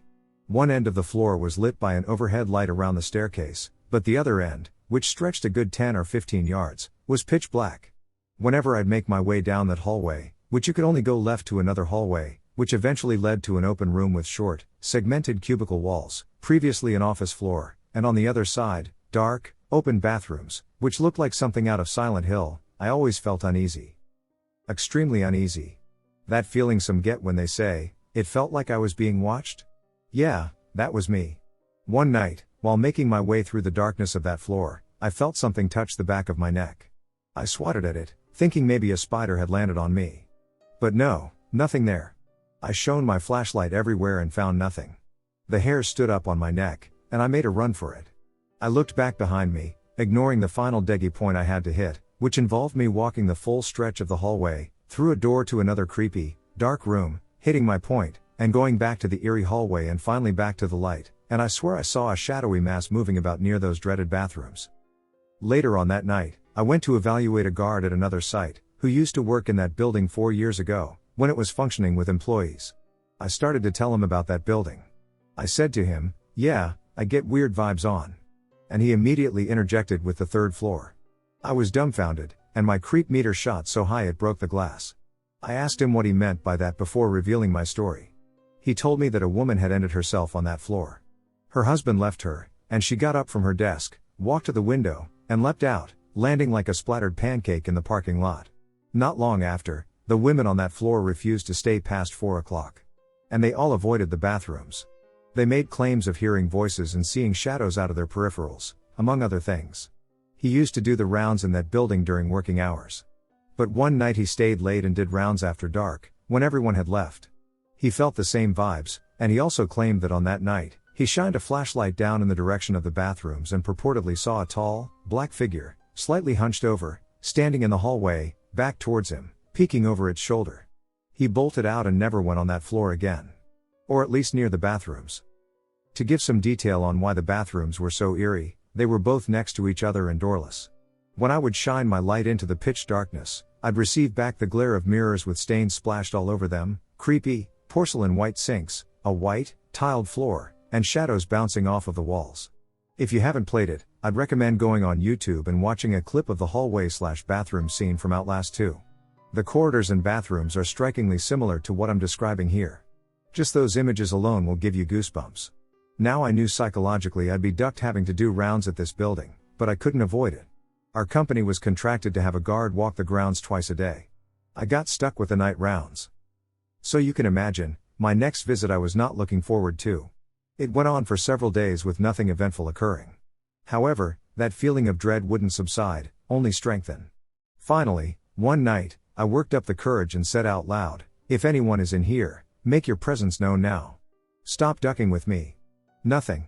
I continued down the dark hallway, through the door into that dark room at the end, flashlight in hand, hit my point, and re-entered the hallway, passing the bathrooms, and going to turn right into the dark, open cubicle area.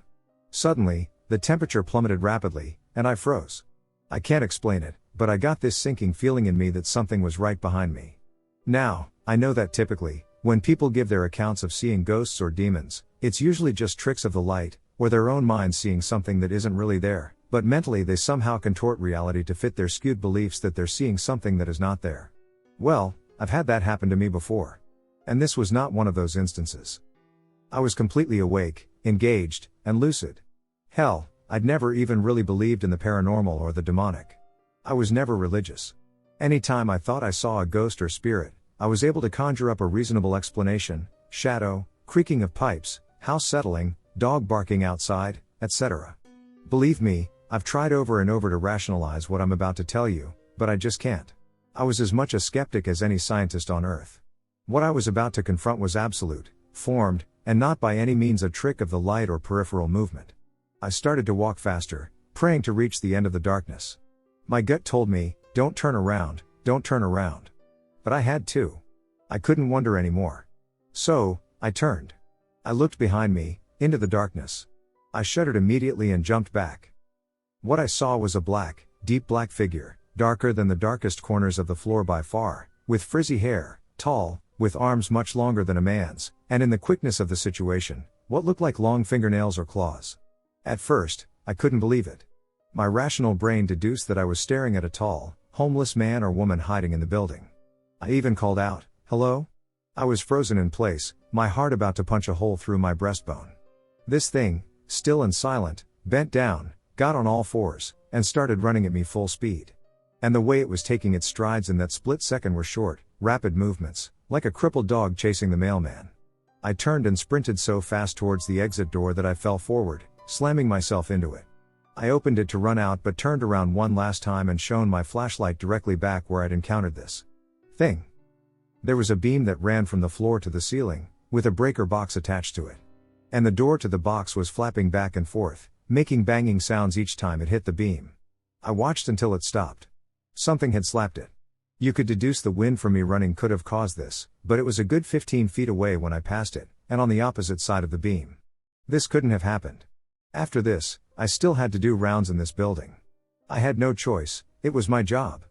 But from then on, I wore headphones, putting music on full blast, and I'd sprint from end to end.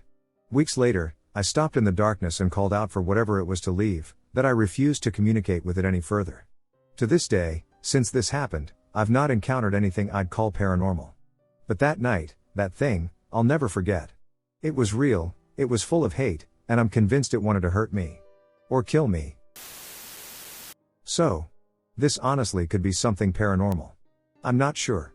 But a night or so ago, I was in my room at my Za's house when I started hearing slightly sus noises outside my side window. For reference, my room has 2 windows, both of which are by my bed. One is on the side and just faces the neighboring house, and one is on the back wall and faces the backyard. It was slightly concerning, since they were pretty close to my window, but the sounds weren't too concerning, and I didn't see anything, so I just brushed it off as like a wasp or a stray cat or something. A while passes, and I'm just doing whatever on my phone. All of a sudden I hear a dog barking from the yard behind ours. Now, this is not an uncommon occurrence. That dog barks a lot. However, this was late at night, and he only barks if someone is in the yard. So, this being the middle of the night and my whole family being asleep made him barking a little bit concerning. I turned off the lights in my room so I could get a clear view outside, and I didn't see anyone.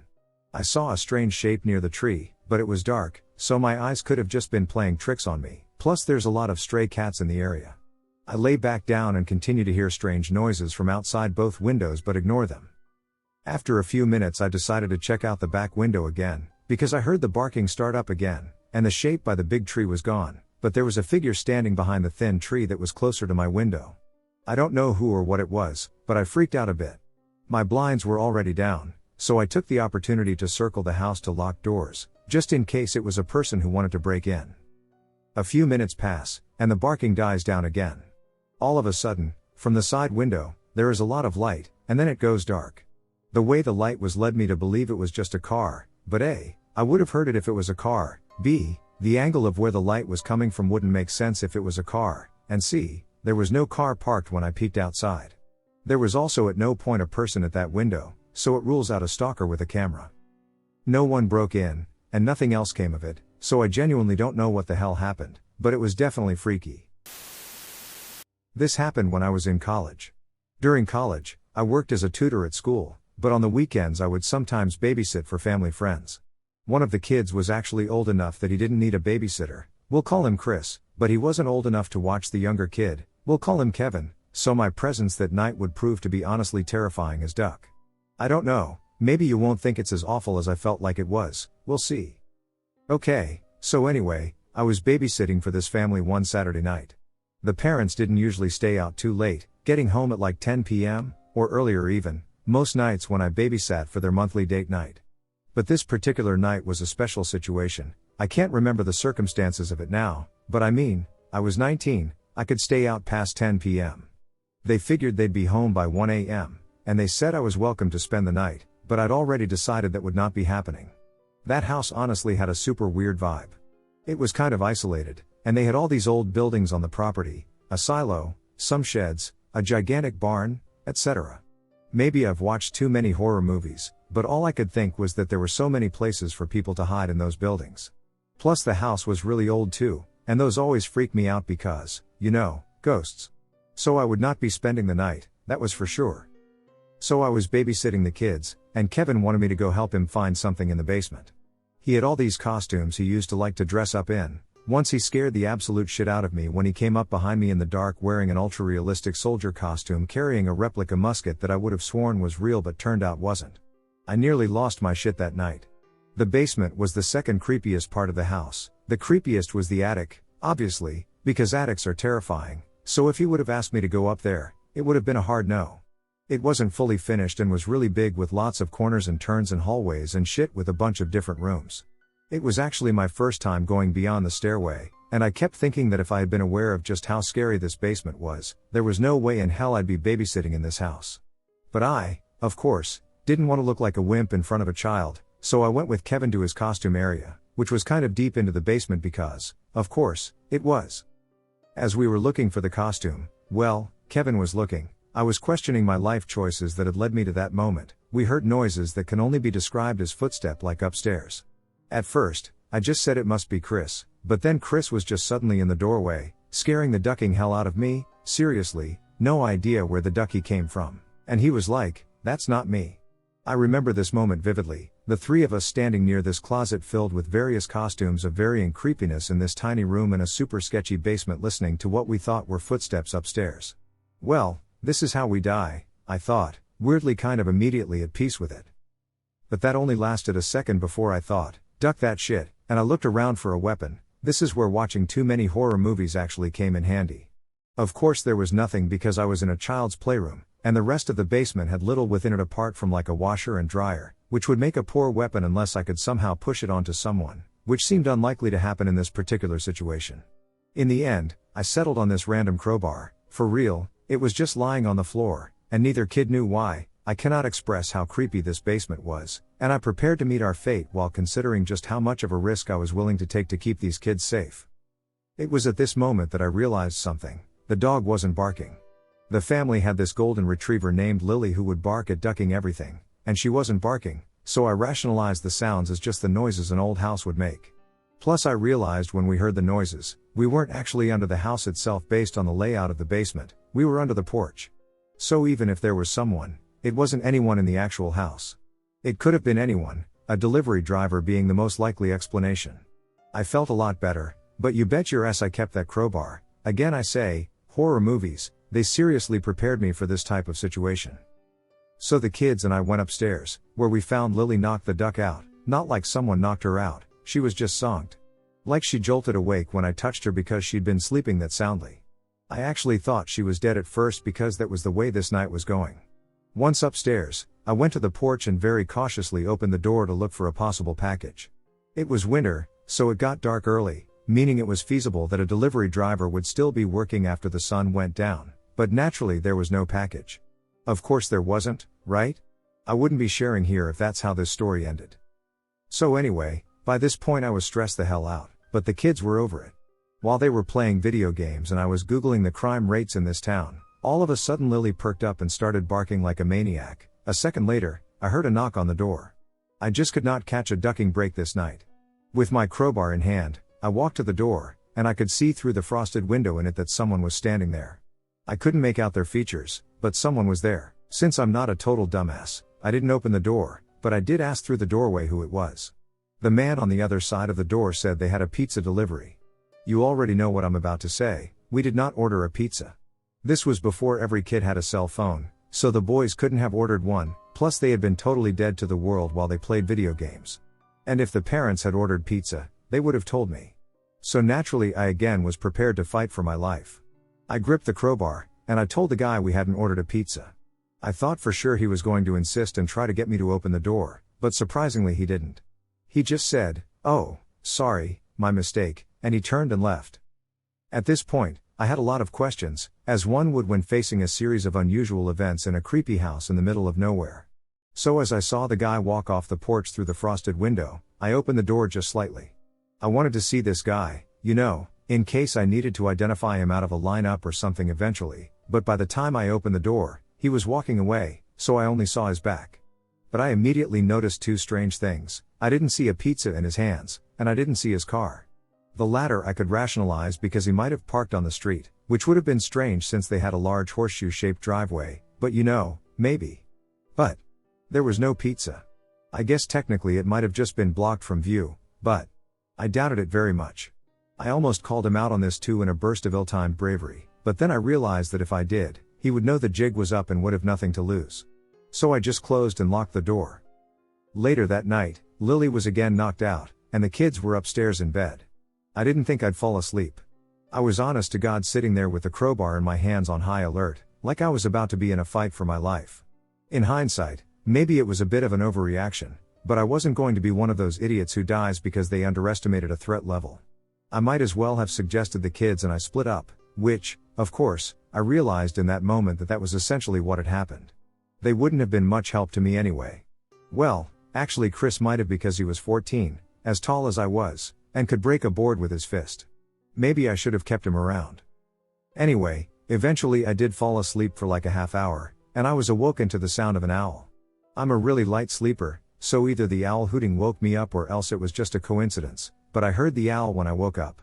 Only, it didn't sound quite right. It sounded almost like an owl, but something was off about it. As I look back on this now, what I did next was extraordinarily foolish given the events that had transpired that night, but I think my tired brain wasn't working fast enough. That's the real killer in horror movies, exhaustion. In my fatigued state, I decided to investigate. I went to the door and listened.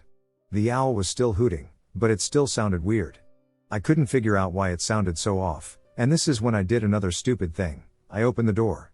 With the door open, I could hear the owl a little better, and I looked into the darkness, shining the light on my phone around, and given that this was early 2007, the light left a lot to be desired. Suddenly I heard the owl again, and I honest to God gasped because this was when it all came together. The hooting didn't sound like an actual owl, it sounded like a human imitating an owl. For real, even recalling it now for this story is giving me literal chills. Maybe it doesn't sound like a lot, but it was one of the truly terrifying experiences in my life, the moment where I realized this. My heart was about to ducking pound right out of my chest, and I still had the beam of light from my phone pointed into the darkness, and that was when I saw it reflected off of a set of eyes that were at the level a human's would be. And remember, this was 2007, so that light was total shit, which means the owner of said eyes was uncomfortably close, though it was so dark outside I couldn't make out anyone. I wasn't tired anymore, so I came to my senses, locked that ducking door, barricaded it with a chair, and retreated into the living room after checking all of the downstairs windows again. I also grabbed a big-ass knife from the kitchen, like a Michael Myers-style knife, because at this point I legitimately thought I might need it. I really contemplated calling the police, but what was I going to tell them? That something outside was making owl noises and had eyes? They'd be like, "That's a ducking owl, you idiot," and then probably hang up on me. So I just sat on the couch again, this time clutching the knife and crowbar both, and I tried not to think about all the horror stories I had read or seen, especially the ones involving well-meaning babysitters meeting gruesome ends, but I was not successful. And I did not fall asleep again. Around midnight, the couple came home. I had texted them to kind of warn them without sounding like I had completely lost any shred of cool I had left, which would have been an accurate way to read my texts. I just said that I thought I had heard someone outside, so be careful when they got home. They were totally unbothered because they lived in some bizarro world where bad things did never happen to good people. They walked in nonchalantly while I put the knife away before they saw me clinging to it like a shipwreck victim clings to any piece of floating debris they can find. And this was when they told me that they thought they had heard someone outside a few nights ago because, of course, this wasn't something you would tell your babysitter beforehand. I mean, why would I need to know that? So I took my, very well earned, I swear to Jesus, money, ran to my car, and got the duck out of there. Once I got home, I realized I still had the crowbar, and I won't lie to you, I never brought it back. I mean, because of their critical omission of information, I lived what was very nearly an actual nightmare, so I ducking earned that crowbar too. This was the end of my babysitting career. Only one other time did I babysit for them, and that was during a legit medical emergency one of the parents was having. Everything turned out fine in the end, luckily. I mean, I couldn't well turn them down when they called me in desperation. And nothing weird happened that night, thank duck, because I don't think I would have the mental capacity to deal with this shit again. But you know, even all these years later, I know one thing with absolute certainty, that was not an owl. The demon that mimicked my dad. When I was 14 to 15, I was living with my dad. We lived in a small 2-bedroom apartment that was upstairs. I wouldn't say that the apartment was a hot spot for paranormal activity per se. But shortly after we moved in, some strange things started to happen. For some reason my dad's room always gave me the creeps. Mind you, I'm not someone who is scared of the dark at all. But whenever I'd walk by his room and he wasn't home and the door was open, it felt like someone was looking back at me through the darkness. I started to close his door when he wasn't home because the feeling of being watched from his room was overwhelming. One day I had walked home from school, and I didn't see my dad's Jeep in the parking lot, so I figured he was out doing some handy work for someone. I went inside and put down my backpack and walked straight to his room and shut the door. I settled down in my room when I heard heavy stomping sounds from my dad's room. My heart stopped. My dad always wears these big steel-toe boots that are good for outdoor work or construction/carpentry. It sounded exactly like his heavy step. I stopped for a moment to listen and walked close to his door. When I realized that the light was on from the crack at the bottom of the door, I said, "Dad?" Just to make sure my dad wasn't actually home. I know I didn't see his car outside, and I didn't see my dad taking a nap when I first went to close his door. I also noticed that the light was not turned on. But maybe I'm losing my mind. No reply. I kept hearing the heavy steps. My second thought was, did someone break in and hide in my dad's room? I ran to the kitchen and grabbed a knife. I kept hearing the sound of heavy boots walking around. I slowly walked back to his door and braced myself for a long minute before finally jolting it open. But nothing. No one was there. I ran to his closet door and slid it open, knife in hand. No one. At this point I'm thinking I'm crazy. So I brush it off and go about my day. But I'd hear the footsteps from time to time. Then one weekend night, while my dad was working his 12 a.m. to 8 a.m. graveyard shift as a security officer, I was watching TV in the living room when I heard the doorknob jiggling on the front door. My eyes darted to the door as I froze, watching the doorknob jiggle for about a minute long before stopping. After it stopped, I got up to check the peephole, and there was no one. I got in the habit of sleeping with the lights on and a weapon close, needless to say. When my dad returned home in the morning, he said, "I think someone tried to break in." I said, "What do you mean?"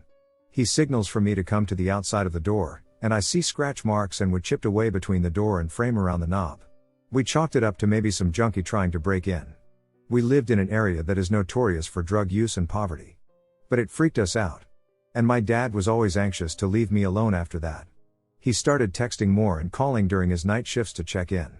As I wasn't sleeping much at the time, obviously. Now one school night, while he was away working. Everything seemed calm. No footsteps. No knobs jiggling. No ominous feelings in the apartment. I had texted my dad that everything was good and that I was going to sleep. As I had to get up early for school. I woke up around 6:30 a.m. and got up to use the restroom. I was particularly worn out this day and didn't want to get in the shower yet, so I went to lie back down and scroll on my phone for a bit. As I'm lying in bed, I hear the front door unlock. My dad usually gets off at 8 a.m. But I assumed maybe he got out early, as he did from time to time. "Dad?" I call out. No reply. But I heard a grunting sound. It sounded like my dad was hurt. Like the sound you make with your lips closed, and you groan in pain if you stub your toe.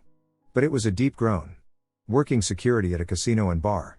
My dad often would get into altercations with drunk patrons when he had to remove them. He'd been injured at work many times like this. "Dad, are you okay?" I called out again. No reply. The groaning became louder. And I heard a dragging sound on the carpet simultaneously. I'm thinking maybe he hurt his foot or leg. The dragging and groaning noise trailed from the living room to the kitchen and onto the tile floor. And then I heard the fridge open and then close. I called out one more time, "Dad?" No reply. Now I'm freaked out and sinking deep into my bed as my heart pounds. I heard the dragging noise on the carpet again, and the groaning noise started getting closer to my room. And then the groaning turned into a growling noise. Like a dog. Or a wolf. And quickly the growling was a snarling evil sound that I can't get out of my mind.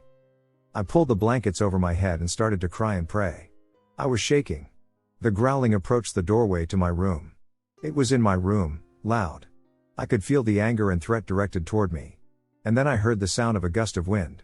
My light bulb blew out, and the lights went off. It became dark and cold suddenly. My fight or flight kicked in at this point, and I jumped out of bed to face whatever it was, but I saw nothing. Except strangely a gallon of water from our fridge, in the middle of the floor, that was not there when I had gone to the bathroom minutes before. At this point I'm too freaked out to pay that any mind, and I run out of my room to the front door and see no one in the living room. And the front door is locked. I unlocked the door and ran down the stairs crying.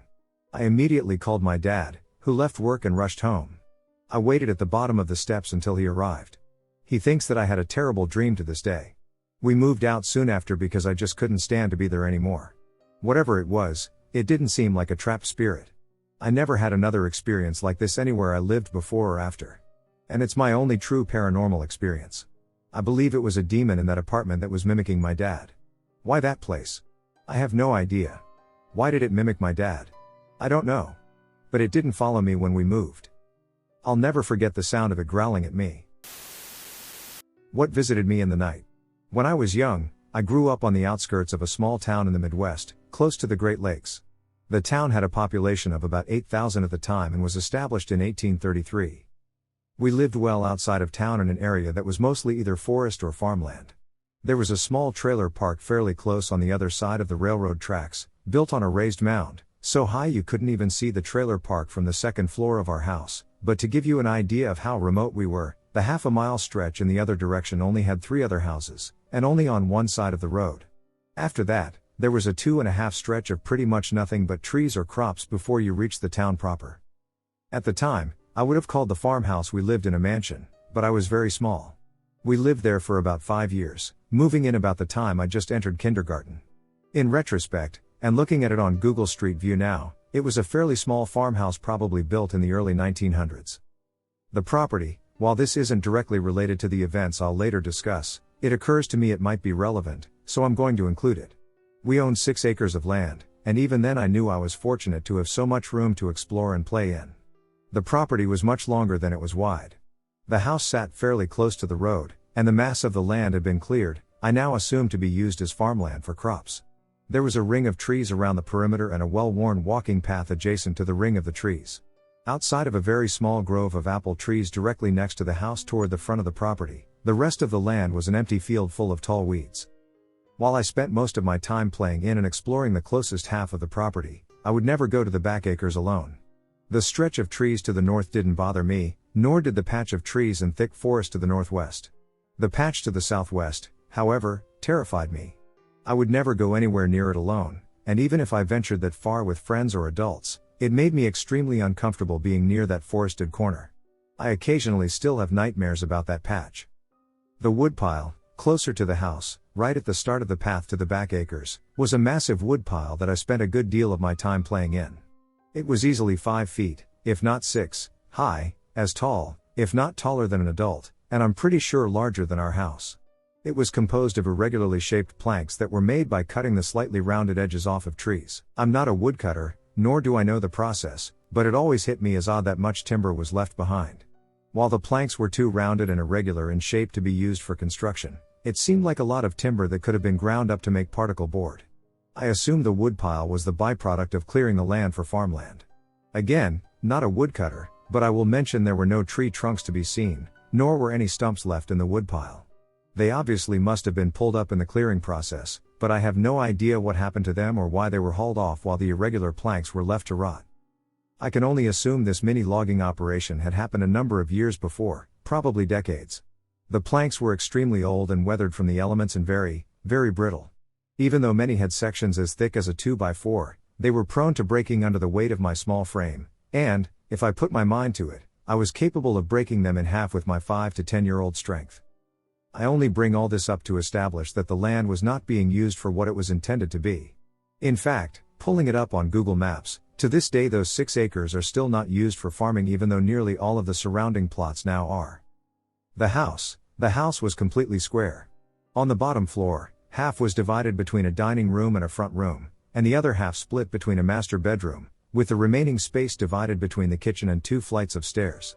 One leading down to an entryway, which included another flight of stairs down to the basement, and the other leading upstairs. I don't think it was remodeled, I think the upstairs was designed to basically be a livable attic. You went up half a flight of stairs to a small landing, then had to turn 180 degrees to another half of a flight of stairs that led up to a long alcove. From the alcove you had 2 doors on either side, one to a small bedroom and one to a slightly larger, L-shaped bedroom. Both bedrooms were equipped with 2 insanely large, walk-in closets/storage areas. They slopped due to the roof, but they were large enough that my older brother used one as his bedroom, so he had enough space for couches in his bedroom proper to hang out with his friends. The slightly larger bedroom that eventually became mine was large enough to fit 2 double beds in comfortably, plus a large chest of drawers and plenty of floor space to play in. Closets are scary when you're a kid, large ones even more so.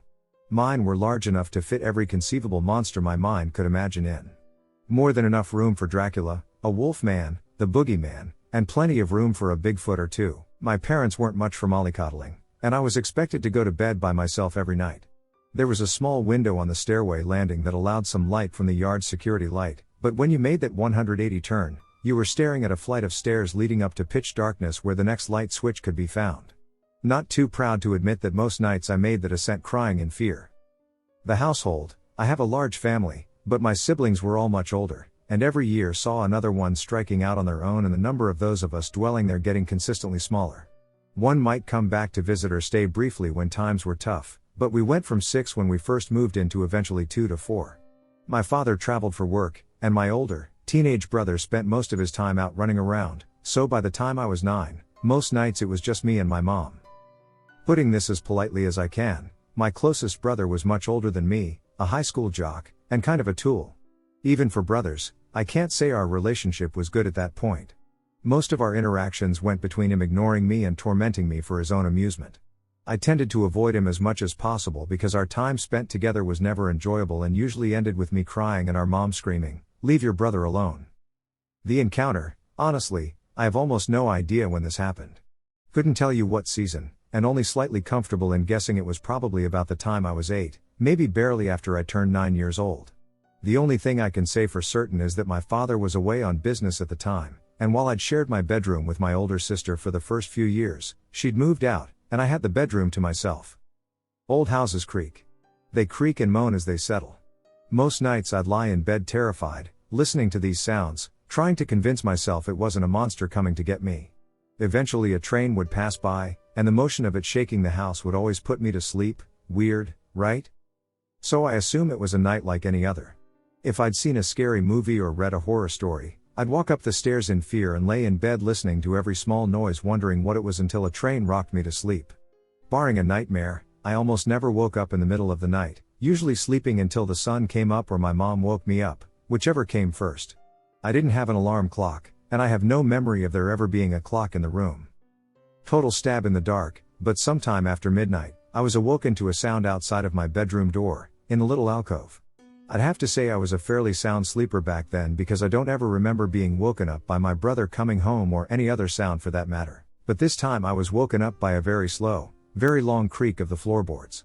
The first, immediate thought was it was the house settling, and I turned over to go back to sleep, but it didn't stop.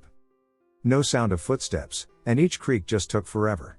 I wasn't even scared at first, just curious, trying to figure it out. Way more noise than the house would make, but if it was someone out there, they were moving just insanely slow. No sound of footfall. If it was someone, they'd just about have to be barefooted or in socks. Just the slow sound of one floorboard groaning in protest of pressure, followed painfully slowly by another floorboard groaning in relief as pressure was removed. I sat up in bed just listening and arguing with myself, something has to be there. There's no way anyone is there, it's just the house making noises. It was so slow it wasn't even scaring me. I was just listening to it intently. And it went on forever. It lasted for easily 20 or more minutes.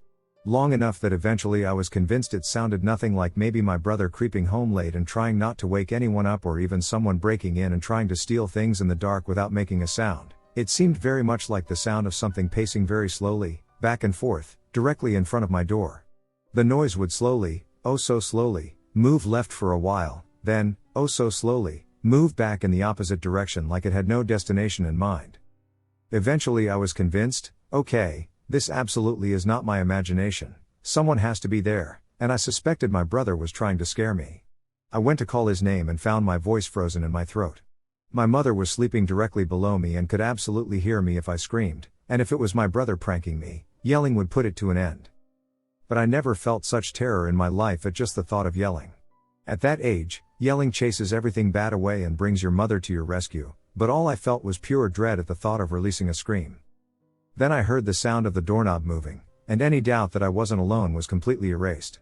I dove under the covers and balled myself up. Just like the creaking, the sound at the door was painfully slow. Like a 3-year-old trying to open a door, unable to get a good grip. I could hear it turning slightly, then stopping. An attempt at a turning, then release. Just for freaking ever. I had a mental image of my brother in a sheet trying to scare me, but, even at the time it just seemed so weird. Why is he doing it this way? I could see him spending a few minutes wandering in the alcove, moaning like a ghost at the top of his lungs until he was sure I was awake, then jumping on the bed to make me cry and laugh at me, but this style of dramatics seemed unnecessary and unlike him. After easily a dozen clumsy attempts, the doorknob was finally turned enough to open the door. Barely. You could hear the door barely moving away from the frame, not nearly far enough for anything to fit through. Now came the sound of something pushing on the door without enough force to open it. The door would creak slightly, open a bit, then fall backwards to a near-closed position over and over. Like everything up to this, it took forever, me shaking under my blanket the whole time. Even allowing for a child's perception of time, I can say with confidence that we were at easily the 30-minute mark at this point, probably much, much longer. Minimum of 30 minutes from the first time I heard the creaking of the floorboards outside of my room to the time the door was finally pushed with enough force to eventually swing completely open. And that's when the groaning started. Let me stress that this wasn't the high-pitched oh ooh ooh, stereotypical look at me pretending to be a ghost moaning. This was sporadic elderly person trying to get out of bed groaning. When the door opened, I was expecting, or hoping, for the grand finale of my brother running around, making ghost noises at the top of his lungs. What I got was a continuation of the slow, creeping on floorboards towards my bed, now accompanied by a low groan. Like everything else so far, it was insanely stretched out and just painful waiting for what was going to happen next.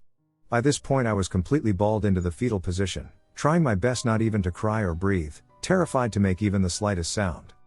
Spoiler, this shit goes on for hours. I'm fully aware time moves slower for kids, but this would extend until just shy of dawn. Even if it started as late as 3 in the morning during the summer when nights are shortest, and I'm pretty sure it didn't happen in summer, I don't remember feeling overheated under the blankets. We're still looking at 2 or 3 hours minimum. So the entity circles the bed in what felt like forever. Somewhere around an hour in, it starts touching me. I can feel a barely there brush that would eventually, oh so slowly, become a very light poke. Somewhere before dawn, it just stopped.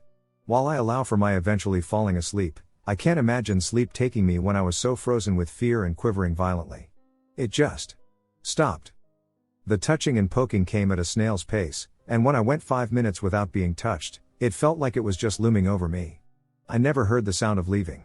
No slow departure, no creaking of floorboards, it just stopped. I waited until the room was completely illuminated, not even feeling safe to come out from under the covers when I could tell the sun was breaking, and scrambled downstairs to tell my mom what happened. I'm fairly certain it was a Sunday morning. I didn't have to go to school and wasn't worried about watching cartoons, and I started babbling to my mom about seeing a ghost. She was irritated. She didn't get a lot of days to sleep in and wasn't willing to give up her extra sleep for my imagination. She wasn't interested in hearing about it, so I caught a few hours of sleep in her bed. For years I'd tell my friends about the night I saw a ghost, but as I got older I realized it probably was just my older brother playing a trick on me. The reveal: my brother is still a bit of an ass, but that's just his way. When I reached adulthood, we'd get closer and form a much stronger bond. He's got his own way, but he tried to be a better big brother after I hit my teens than he ever did when I was a kid. But he still revels in the various pranks he pulled on me.